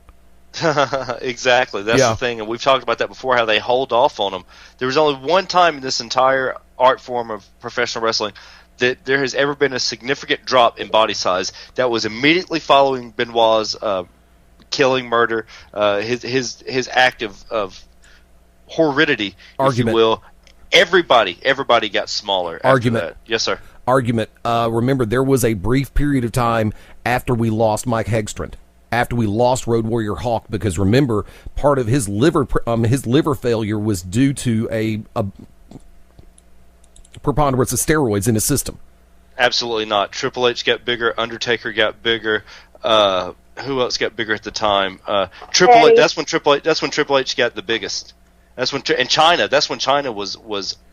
Yeah, but you got to remember, huge. When you're on top of the world, you're afraid of losing your spot, and because the guys who are coming up, the girls who are coming up, who are still using that, don't look at those moments. The guys who are already on top are scared to death they're going to lose their spots. Therefore, they're going to keep trying to push the envelope. Really? What's a spot? Tell me what a spot is. Tell me what a push is. Because to me, there's no spots on a roster. We're all independent, and I have a problem when people say they're afraid of losing their spots. No, they're not. Nobody was afraid of losing their spot at that time, because everybody that had made it through that, even when everybody made it through, they were up against WCW, and they couldn't afford to lose Triple H. They couldn't afford to lose. And we keep talking about I guess people think we talk about anabolic steroids. Hideo Turkoglu just got in trouble today for a shot he got in his shoulder in a game in the Turkish leagues this past summer. And it was considered a steroid. I was like, you mentioned that China got bigger after Mike Hegstrand died. Hegstrand died in 2003, 2004. China was long gone. Yeah. I guess I mean whenever. No, China had already started to mellow out on the juice ever since that point. She had started to mellow out from that point. She wasn't totally gone. She would. I guess when they had cut him off, because whenever he stopped being on TV, he had let it be known that he had been on steroids and gotten off. I guess I am confused on years there, but I guess that's what I was referring to is whenever Hawk completely got off, and then it was kind of well known. And I think even whenever Vince got in trouble with the steroids in the 80s, when Hulk Hogan turned on him and told everybody, in the 90s, Hulk said then Vince was telling everybody to give him steroids. And for anybody that's ever been anybody's ever been in OVW, in Deep South, any of that, they will tell you guys right now, Vince would tell you, get big. And then, you're too big, get small, get big. This happened. Yeah. Because you're not 6'4", 240 pounds. Vince wants you to get big. You're Plain not and simple. You look at Benoit, look at all these guys. Eddie, huge. They were all on steroids. Look at the Rey cave Mysterio, huge. Yeah. Huge, Hell, yes. look at That's why his Ray knees Ray. are like that. Yeah. Look at his knees Look at today. Ray Ray. That's He's why. my height, and Ray Ray's ripped. He's not ripped just because of genetics. He's ripped because of the needle in his ass. Look at Eddie Guerrero. For blatant evidence of Ray Ray being fucking huge. Look at him in WCW and look at him today. Eddie Guerrero, perfect example. Perfect example. With that, we're going to take our last break of the evening. When we come back, ladies and gentlemen, we may have this discussion. We may talk about. We want to talk about local independent wrestling and independent shows coming up, but this, of course, is a heated debate. 205-316-9900, last 30 minutes of the show. Call us in. This is the To Be Determined show right here at Beyond Ringside Radio Network. 7,000 high school students drop out every school day. If you stack their desks one atop the other, it's a pile more than 17,000 feet high. That's 12 Empire State Buildings. But what's truly scary is that another stack is going up tomorrow. We can keep students in school. Visit boostup.org and take the first step. Brought to you by the U.S. Army and the Ad Council. You might know me, I'm 50 Cent. You may follow my tweets, my Facebook friends. Odds are fewer than 6 degrees separate us. We're that close. What's crazy is 1 in 6 don't know where their next meal is coming from. These are your co-workers, your neighbors, your friends. Hunger's too close for us to ignore. So visit feedingamerica.org/hunger and find your local food bank to see how you can make a difference. From one close friend to another, let's do this. I'm 50 Cent, and together we are Feeding America. A message from Feeding America and the Ad Council. In the wake of a disaster, what one thing can you send that will help people the most? A blanket, a tent, a sandbag, a doctor. Actually, if you send a monetary donation, you send all these things. Even a small donation can make a big impact and can quickly become exactly what people affected by disaster need most. Want to help those affected by Hurricane Sandy? To donate, visit sandy.adcouncil.org. That's sandy.adcouncil.org. Brought to you by the Ad Council. If your walls could talk, what would they say? I have sent children into fits of rage. I am responsible for a child's speech impediment. I am the reason a child can't read. Just because you can't see lead paint doesn't mean it's not on walls, doors, windows, and sills. Today, lead paint poisoning affects over 1 million children. If your home was built before 1978, log on to leadfreekids.org or call 800-424-LEAD. Brought to you by the Coalition to End Childhood Lead Poisoning, EPA, HUD, and the Ad Council. You feel petrified. You're struggling with your mortgage payments, not knowing what to do. You do nothing. But if you do something, you're far more likely to get the most positive outcome. Making Home Affordable is a free government program. Call 888-995-HOPE to talk one-on-one with a housing expert about your options. Call 888-995-HOPE or visit makinghomeaffordable.gov. Brought to you by the U.S. Treasury, HUD, and the Ad Council. Psst, hey, I'm down here at your feet. Wait, you're a basketball. Yes, the basketball. The kids left me here a long time ago. Man, I miss flying through the air and hearing those shouts of joy. Could you give me a little air and remind the kids of how fun I still am? Okay. Great, let's get bouncing. As Native American parents and caregivers, our encouragement to healthy lifestyles for our kids is helping them get outside and play. Get ideas, get involved, get going at letsmove.gov/Indian Country. Brought to you by USDA, HHS, and the Ad Council. This is Lisa Edelstein from House. On TV, the good doctors aren't always easy to spot, but it is easy to spot the good that Barasa Ware is doing as a local health worker in Ethiopia. Every day he helps the children of his village survive. When you help local health workers like Barasa, you're one step away from helping children survive all over the world. See where the good goes at goodgoes.org. and find out all the ways you can help the good go further. Brought to you by Save the Children and the Ad Council. Arr! We be under attack. Man the long nine. Arr! Prepare to be boarded. Flagship starboard bound. What? No, not by the enemy flagship. By garbage. Me beautiful ocean be full of it these days. Many of folk don't know that when they throw their trash on the ground, it eventually makes its way into the ocean. So lend us a hand by always recycling and disposing of your trash properly. And learn more what you can do to keep the ocean healthy at keepoceansclean.org. Brought to you by the Keep Oceans Clean Alliance and the Ad Council. You're so annoying. You're so annoying. Stop copying me. Stop copying me. Mom, tell her to stop copying me. Mom, tell her to stop talking to me. Kids will spend 10 minutes copying everything their sibling says. You're such a You're doofus. such a doofus. How about 2 minutes to brush their teeth? Brushing for 2 minutes now can save your child from severe tooth pain later. For fun 2-minute videos to watch while brushing, visit 2min2x.org. 2 minutes, twice a day. They have the time. Mom! A message from the Partnership for Healthy Mouths, Healthy Lives, and the Ad Council. Imagine me, a dog, moving in with a human. I didn't know how it would work. Turns out, my human's pretty entertaining. For instance, every time I give my human his ball, he throws it as far as he can. And I'm like, dude, that's your ball. So I go get it. But he just throws it. Again. I gotta say, though, the more he does it, the funnier it is. I love my human. A person is the best thing to happen to a shelter pet. Be that person. Adopt. Brought to you by the Ad Council and the ShelterPetProject.org. Hi, I'm Joe Perry. And Steven Tyler from Aerosmith, here for RAD, recording artists, actors, and athletes against drunk driving. Yeah, you know we love it when the music does the talking. And you know, the music stops when someone gets killed. So never let someone you know get behind the wheel if they've been drinking. So keep it real. Friends don't let friends drive drunk. A public service message brought to you by the U.S. Department of Transportation, RAD, the National Association of Broadcasters, and the Ad Council.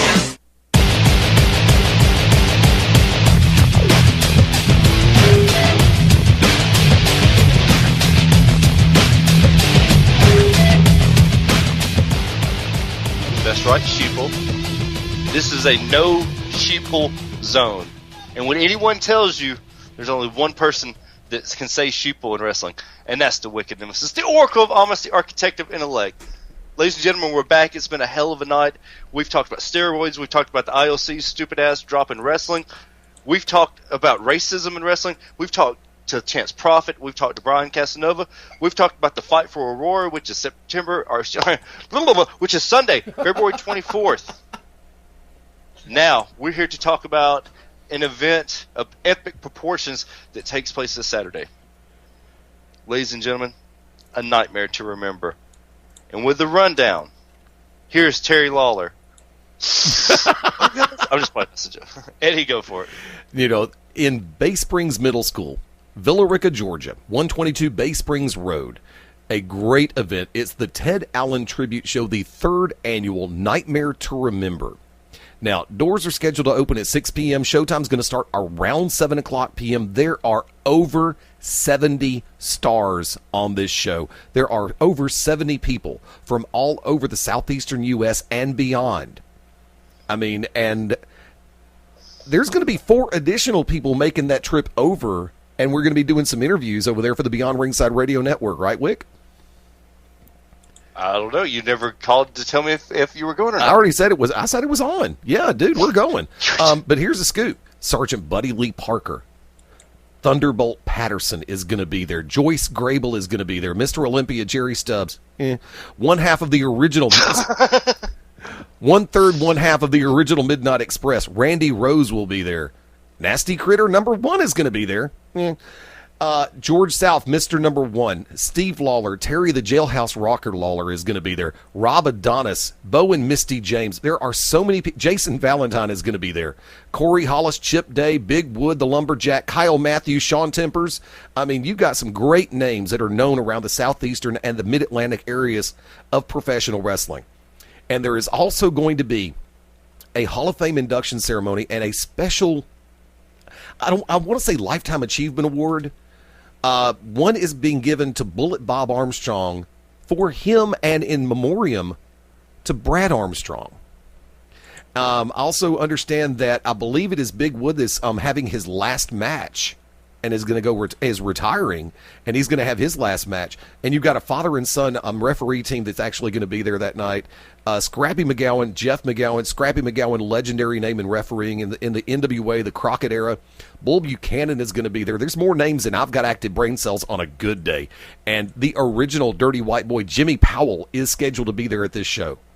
I mean, this is going to be loaded with talent. There is going to be a battle royal par excellence. Good friends of ours, Mark Grayson and Ben Masters, are both going to be handling the responsibility for announcing in the ring. We'll see if there's going to be a third ring announcer that night, too. But I tell you something, it's going to be a blast. It's going to be a great time. And it's a nightmare to remember. Part 3, or round 3, or number 3. Take your pick. That is a stacked card if I've ever heard one. Dude. That's like everybody that's a who's who from the 70s till now in the Southeast. It really is. You know, I tell you something, and we've made the conversation, and I've already got it cleared, and I thought you were in the loop on this one. I'm going to let you be full scale in the loop. Yours truly, the Wicked Nemesis, the host of the To Be Determined show. Mark Mabo Bowman from Beyond Ringside, Brooks Logan. We're all 4 scheduled to be heading that way this coming Saturday, and we've already gotten carte blanche. We're going to be doing interviews for the Beyond Ringside Radio Network, get a chance to hang and watch a really great outing. And there you have it. I have just been informed on a Wednesday what's happening this weekend. So like we've never had shorter notice than that. Oh, Jesus Christ, I know, but I had no idea. Now, I tell you something, dude, if I may, there is another event going on down in the Sunshine State of Florida with Vintage Wrestling. Oh, yeah. Yes, Vintage. No. Before you go into that, there's one match. Go ahead. And you lead with that. Don't lead with their main event. You lead with my main event, Eduardo. Tell them what I want to see on this event, and I hope it happens. The challenge has been made at Vintage Wrestling this Saturday night in Sanford, Florida at the Salvation Army Gym. The British Lion, Tommy Taylor, has issued an open challenge to Steelhorse Vachon to meet him in the ring for a one-on-one, and it can be whatever Vachon wants. It can be a wrestling match. It can be a fight. But Tommy Taylor has issued a personal invitation and challenge to Steelhorse Vachon to be in Sanford, Florida this Saturday night at Vintage Wrestling. Over under, he shows up, Matt Denton. God. I wasn't paying attention. Yay! Over under, he shows up. He ain't got a hair on his Who ass. shows up? No, literally, I wasn't listening. This isn't a joke. Vachon. Oh, Steelhorse him. Vachon has been called out by Tommy Taylor. Oh, there you go. I actually was listening to Dead or Alive by Bon Jovi today and popped every time he said, I'm on a steel horse I ride. I don't think he'll show up. If he does show up, he's going to have a bunch of fucking cops with him. Because he's going to get bitched out again. He's actually going to arrive at the arena like Goldberg in WCW. He'll be escorted to the ring by security. That would be hilarious. And then he'll get his fucking lights knocked out, even. Yeah, I don't think that Steelhorse is that smart. That's something I would do, or something you would do if you were in there. Like, hey, you know what we're gonna do? We're gonna run with this.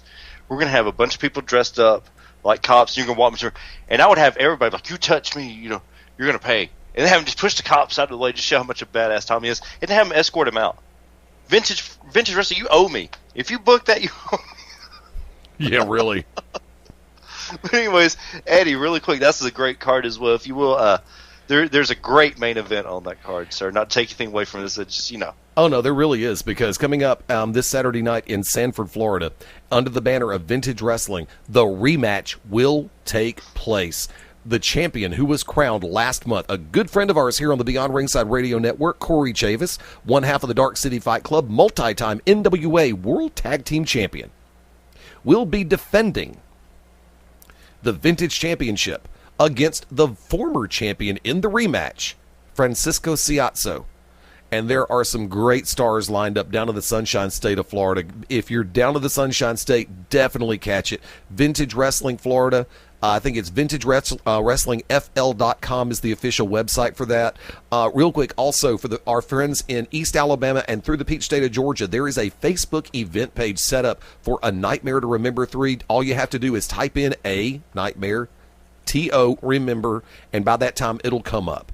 But there is one thing that I would like to ask you about, and I was going to wait till next week, but I'm not. On Saturday night, February the 23rd, in the Pell City Civic Center in Pell City, Alabama, and we're going to go into this a little bit more next week, under the banner of Global Championship Wrestling, your team, Common Knowledge, Damon Christopher, the Primal Chris Knox, known as the Unlucky Charms, a division of the MOD, managed by you, will be taking on the combination of Jeremy Foster and Cody O'Connor, high definition, back together and in the saddle. Not necessarily together, they're on separate horses.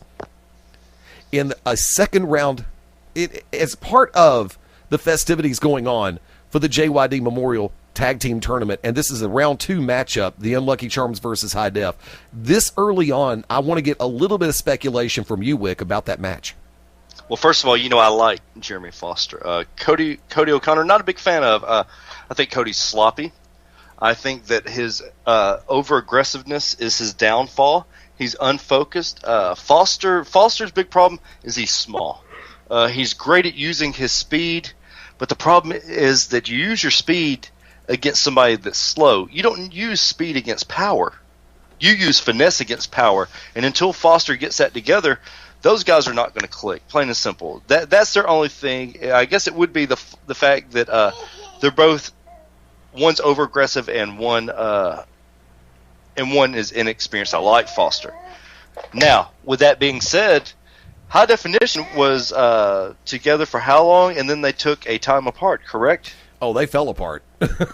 There were egos in play, and there were egos in play in more ways than one. And Cody O'Connor turned on Jeremy Foster. Well, see, there you go. And with that being said, how can they really trust each other? How can Foster trust Cody when it's right there? Now, who is the other matchup? This is what intrigues me. This other second round matchup, sir. The other second round matchup. Let me pull up the card real quick. Now, there has been an added attraction that we're going to go into next week. However, Scotty Blaze and Showtime Shane Fox are slated to take on the combination of Micah Taylor and Spiral, representing the Underground. Now, if I can jump in first, I'm going to say it like this. Scotty and Shane had better be ready for the fight of their lives, because Micah Taylor, former multi-time GCW heavyweight champion, Spiral, former GCW tag team champion, and these two gentlemen are on a tear. But I got a lot of respect and always have to give big ups to Scotty Blaze and Shane Fox, because normally heart and determination and that will to win can get you a victory in a match such as this. But Micah Taylor and Spiral, they got more than that. They got revenge and pushing the Underground back to the top of GCW in more ways than one on their mind next Saturday in Pell City. Wick? With Scotty and Shane, this is the tag team that don't really or doesn't really tag team together that much, but they did pull the upset and knocking out, eliminating in the tag team gauntlet Chris Knox and Damon Christopher, surprisingly. With that being said, Scotty Blaze was in Deep South, part of OVW at one time. So he and Micah Taylor are not strangers to one another. I think the big matchup here is Spiral against Shane Fox. Spiral is probably, besides Trevor Doom Eon, the best young talent. And that's not taking anything away from Jeremy Foster and some of the other talent, some of the other young talent that is in there. But Spiral is right there, just neck and neck with Trevor Doom Eon. Yeah. right there is being that just waiting. They're almost there to be that breakout star in GCW, but they're not quite there. So allow me to tell everyone what I told Trevor Doom Eon. I like Trevor. I respect Trevor. He needs to buckle up the straps on his boots, and I'm going to say the same thing to Spiral. Buckle them up, boy, because after High Definition has been turned to a mere beta version of themselves, those guys, whether it be Micah and Spiral, whether it be Scotty and Shane, the most prestigious tag team tournament in the Southeast in the last 7 years has been one tournament. One. There's only one tournament that can call themselves that. One. That's the JYD Sylvester Critter Memorial Tag Team Tournament. And there's only going to be one winner. There can be only one, as the Highlanders say. And that's the Unlucky Charms. There have been some great tag teams hold this, and yes, you've pointed out several times that none of them are together anymore, but those were all GCW tag teams. The Unlucky Charms, it's been very well noted, have wrestled in 6 states in the last 8 months. 6 different states in the last 8 months. Not one promotion, not 6 promotions, 6 states.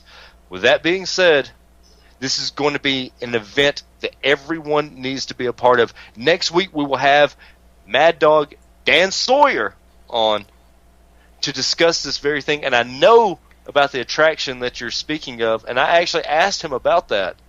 And he said that he wanted to address it. Now, we all know Sawyer is an Irishman. We all know that O'Hagan is an Irishman. But there's only one set of Irishmen that are going to reign supreme at the JYD Memorial Tag Team Tournament, and that's the Unlucky Charms, sir. You have something else you'd like to say, Eduardo? Yes, I do. Matter of fact, on Commissioner. Well, actually, I'm going to move to a different event if I could. Uh-oh.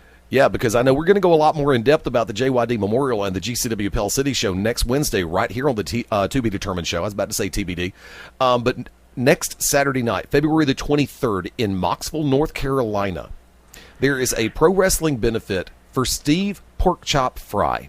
This gentleman is in the middle of a fight against Hodgkin's lymphoma. This is going to be at the Brock Gym, 622 North Main Street. Bell time is 8, 6:30 door time. You've got a lot of great stars from multiple promotions that are coming in for this show to help Steve Fry raise money for his medical expenses as well as his day-to-day expenses. I had a chance to sit down with him last night on the network's Tuesday Night Conversation. Tremendous young man. Great man. Has been a referee and a manager in the North Carolina or in the Mid-Atlantic area for a while. And when he and I had a chance to really sit down and talk, you find out a lot about him, what makes him tick in the world of pro wrestling. And next Saturday night, put it this way, here's some of the names that are going to be there, and a lot of folks in the Mid-Atlantic states are going to know this. The Iron Cross will be there. New Era Jimmy Parker, L.A. Wild One, Les Parker, Timber the Insane Lumberjack, T. Roy Jones, Hardcore Hunter Thompson, and Dion Johnson are going to go at it over the Trans-South Heavyweight Championship. The Gouge Heavyweight Championship, which that's an acronym that I really can't pull off the top of my head right now, will be defended. Nice Guy Mickey Gambino will take on Jimmy Jack Funk in a Brass Knuckles Championship match. The Beastmaster Rick Link will be defending against the legendary Raging Bull Manny Fernandez, former NWA World Tag Team Champion amongst many titles that he's held. Another individual that we've had on the BR Tuesday Night Conversations. Both of those are up on the podcast. And in the main event, Mr. Mid-Atlantic, Damian Wayne, and here's that title we talked about earlier tonight, will be defending against the NWA National Heavyweight Championship. That will be on the line against the NCSW Heavyweight Championship, which will be on the line being defended by Gunner, i.e. Phil Shatter, or Gunner from Impact Wrestling. So you got Gunner versus Damian Wayne, Manny Fernandez versus Rick Link, and there's some huge matches on this card for a great cause next Saturday in Moxville, North Carolina. Wick? Now, really quick, how can everyone catch up on the interview that you did with Manny? both the interviews with, or the Tuesday night conversations with Manny Fernandez. Tuesday night conversation, sorry. It's Yes, okay, sir. it's fine, it's fine. It's the new series. We haven't all gotten used to the name yet. The TNCs, the Tuesday night conversations, are available on the Beyond Ringside 24/7 radio channel, which is available through beyondringside.com, which a lot of you are listening through right now. They're in rotation. Also, check us out on iTunes. Just look for Beyond Ringside, or check us out. You'll find the links on all of our Facebook and Twitter sites, facebook.com/Beyond Ringside Live and facebook.com/Beyond Ringside. Plus, they're on our individual pages as well. If you get a chance to, really please, check out the interview with Steve Fry. Check out the conversation with Manny Fernandez. You'll enjoy them both. I guarantee it. Also, make sure you check out some of our previous interviews, especially Reverend Dan Wilson, Yes. 7. Reverend Dan is the greatest ever. Reverend Dan's, hey, man, yeah. But really quick, it's almost time to MIC, see you real soon. KEY. Why? Because Matt hates you. MOUS, Straight Edge Society. Nice Matt, and how played. can everyone get in touch with you, man? I'm actually probably going to change my Twitter handle to I hate you. Really? Maybe. That's great. Let me see if it's taken. I might change it right now. I think it's taken. Damn That's- it. Damn it, that's another Daniel.Loveless, you cunt. There's your word for the night, kids. What How about can everyone I hate you? How can As everyone in get in touch with you you. right now, Matt? God damn it, Michaela Barker. I hate you too, you cunt. Anyway, for now you can find me at Words from Prism. You can find my website at fromprism.com. Yeah, that's about it for me. Eddie, how can everyone get in touch with you, sir? Corey's still a cunt, by the way. Oh, yeah. Well, You can also obviously. you can find me the easy way is Twitter at Fast Eddie Lane LAYNE, Facebook.com/Fast Eddie LAYNE, BeyondRingside.com, and FastEddieLane LAYNE.com. Wick.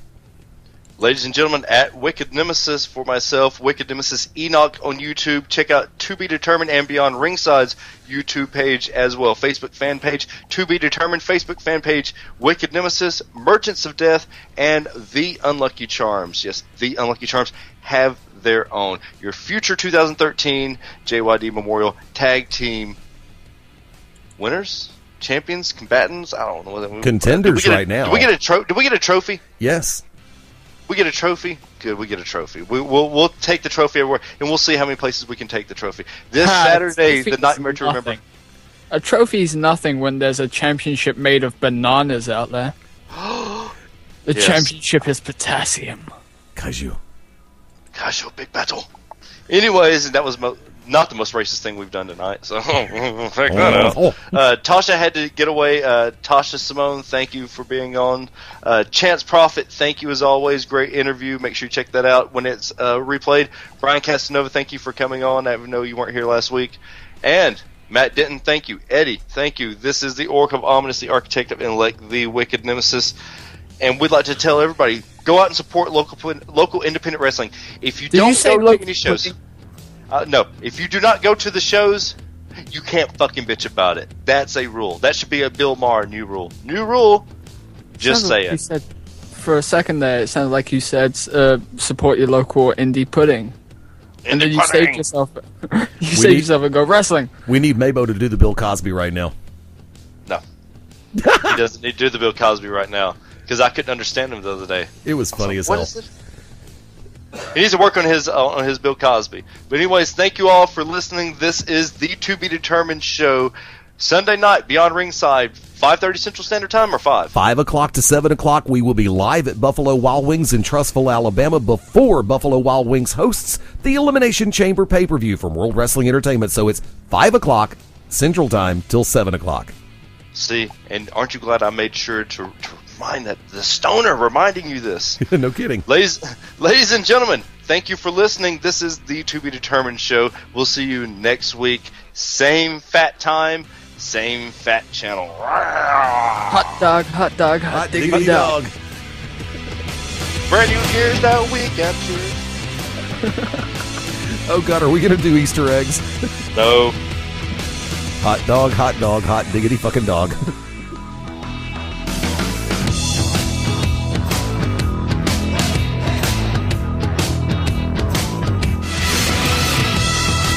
Folks, I want to thank you for sticking with us right here on the Beyond Ringside Radio Network, and thank you to everybody who is downloading us through iTunes and through our podcast site of beyondringside.podomatic.com, catching us all the way up and down the line for the Beyond Ringside Radio Network. Fast Eddie Lane here in studio, and being joined, ladies and gentlemen, by professional wrestling legend, the Raging Bull, Manny Fernandez. Mr. Fernandez, thank you for coming on this evening. Oh, thank you. Thank you all for having me, especially your audience. It is a definite honor, sir. I've actually been looking forward to this interview longer than I've known that the possibility was there, because you're going to be making a very special appearance on a show coming up on Saturday, February the 23rd in Mocksville, North Carolina. It's a benefit for a good friend of yours, Steve Fry, the man called Pork Chop.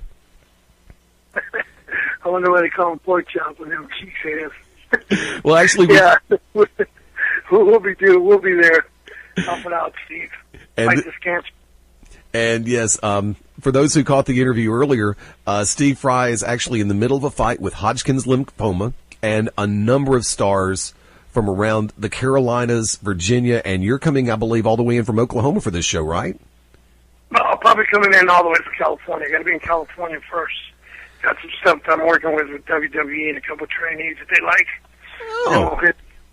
Then we'll come back to Oklahoma and then head out to North Carolina. Absolutely tremendous. You're going to be actually in a Brass Knuckles Championship match on that show, but I want to go into that a little bit later. If I could, I want to take it back a little bit. I mean, before you got involved in professional wrestling, football, amateur wrestling, and very, very successful from what I've heard in the amateur ranks in professional wrestling. In amateur wrestling, I apologize. Sometimes my mouth gets ahead of my brain. That does happen in this. But when you're looking through the eyes of someone who's genuinely on the mat, and you look at professional wrestling, what goes through your head? I mean, because I know you had friends who were in professional wrestling before you got into it. What did you see in professional wrestling from the amateur side? What was going through your head when you were thinking about pro wrestling? Well, like I told you earlier, I was never thinking about pro wrestling. But I had friends in there. I was strictly an amateur wrestler. I never had a desire to see pro wrestling. I'm glad that some of the guys I played football with Mercedes Solis, who's Tito Santana, and other people that I like, DiBiase and stuff, that play ball in West Texas State, were doing their thing in the pro ranks. I was more an amateur, I want to say. My dream was to play in the NFL 10, 12 years, but that was, cut short. But, along the way, I met some very good people like Terry Funk and Dickie Murdoch and Blackjack Mulligan that were, I don't know, for whatever reason, they took a liking to me and tried to convince me to become a pro wrestler. They had their hands full there. Now, I got to ask before, because we actually spoke a minute off air, and the question that I always like to ask is about the two moments in everybody's world and everybody's life in pro wrestling before they get into pro wrestling. And you kind of elucidated to that just a second ago when you said that you never really had a major interest in it.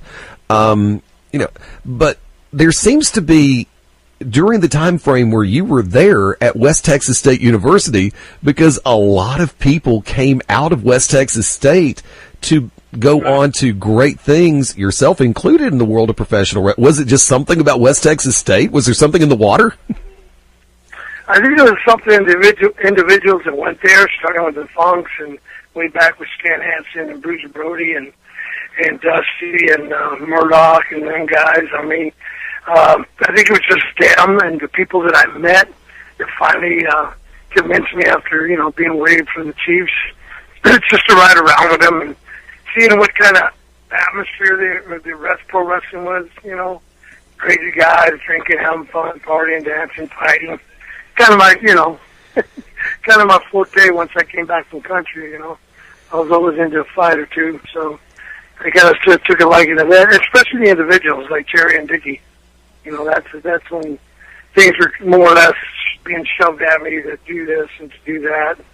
Eventually, to turn the corner watching them and just watching, going with them, riding with them to shows and hanging out with them in bars and just watching matches, sitting up in the bleachers watching Dickie Murdoch's form was, and, you know, really amazed me that big individual, you know, as big as he was, some big man that he was, and buggy whipped arms and that pop belly could do the things he could do.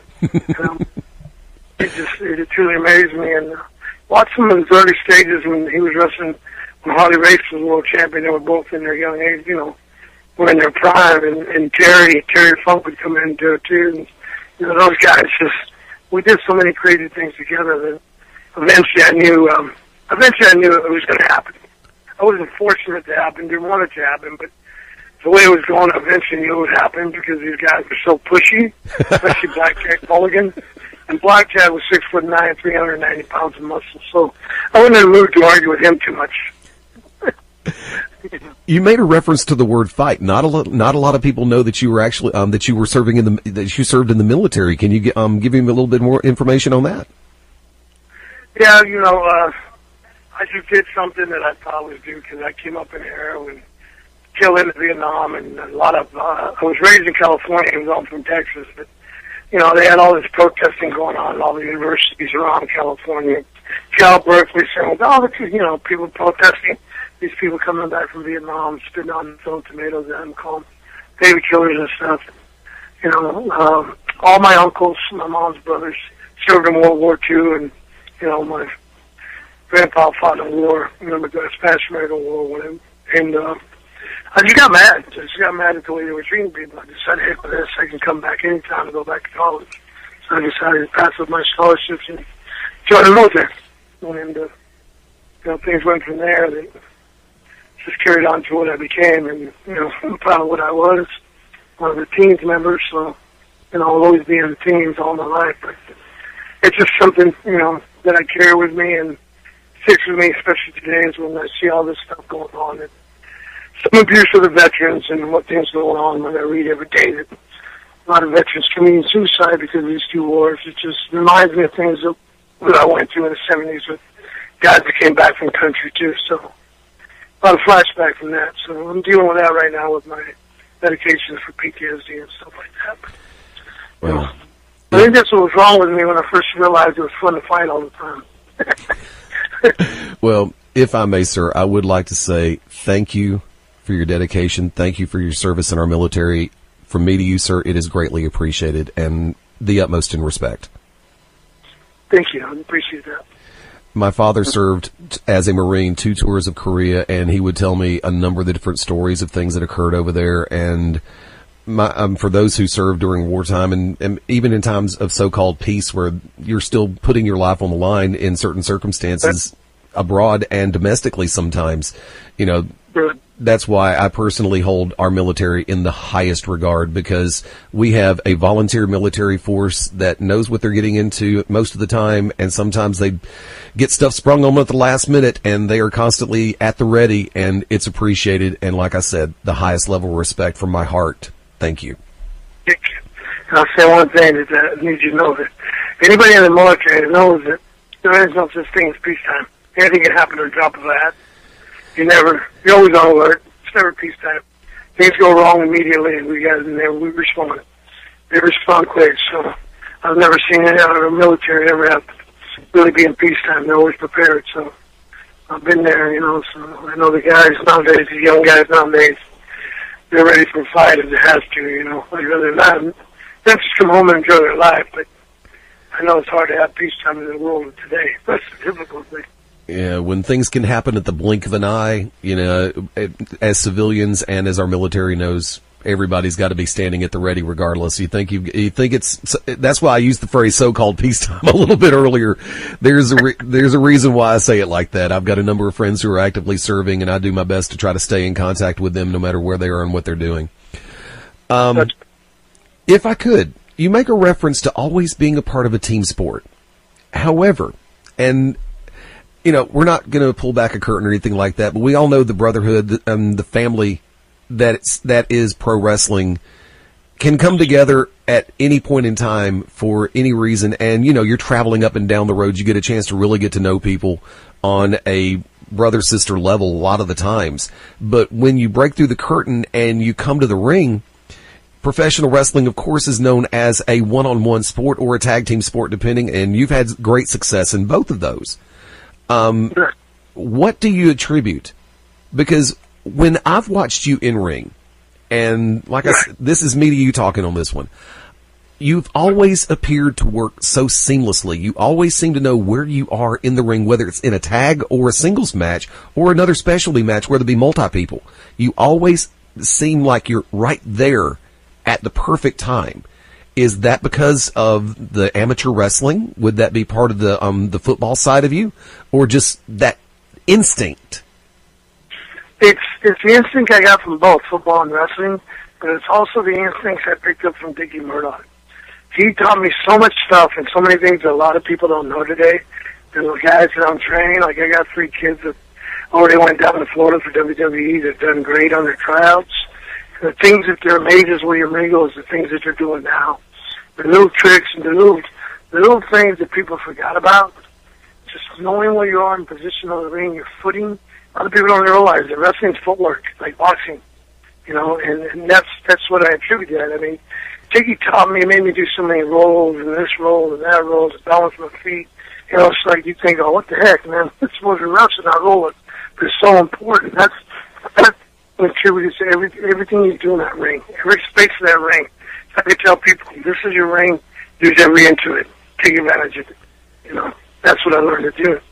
And that's how I get that. And I just learned to work.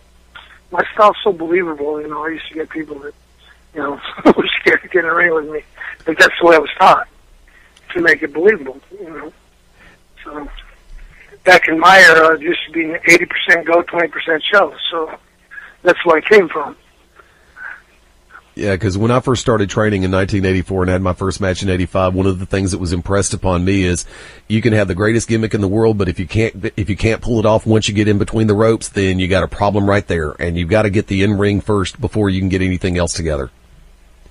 That's right. You got to carry yourself. The minute you come to that curtain, you got to carry yourself the whole time.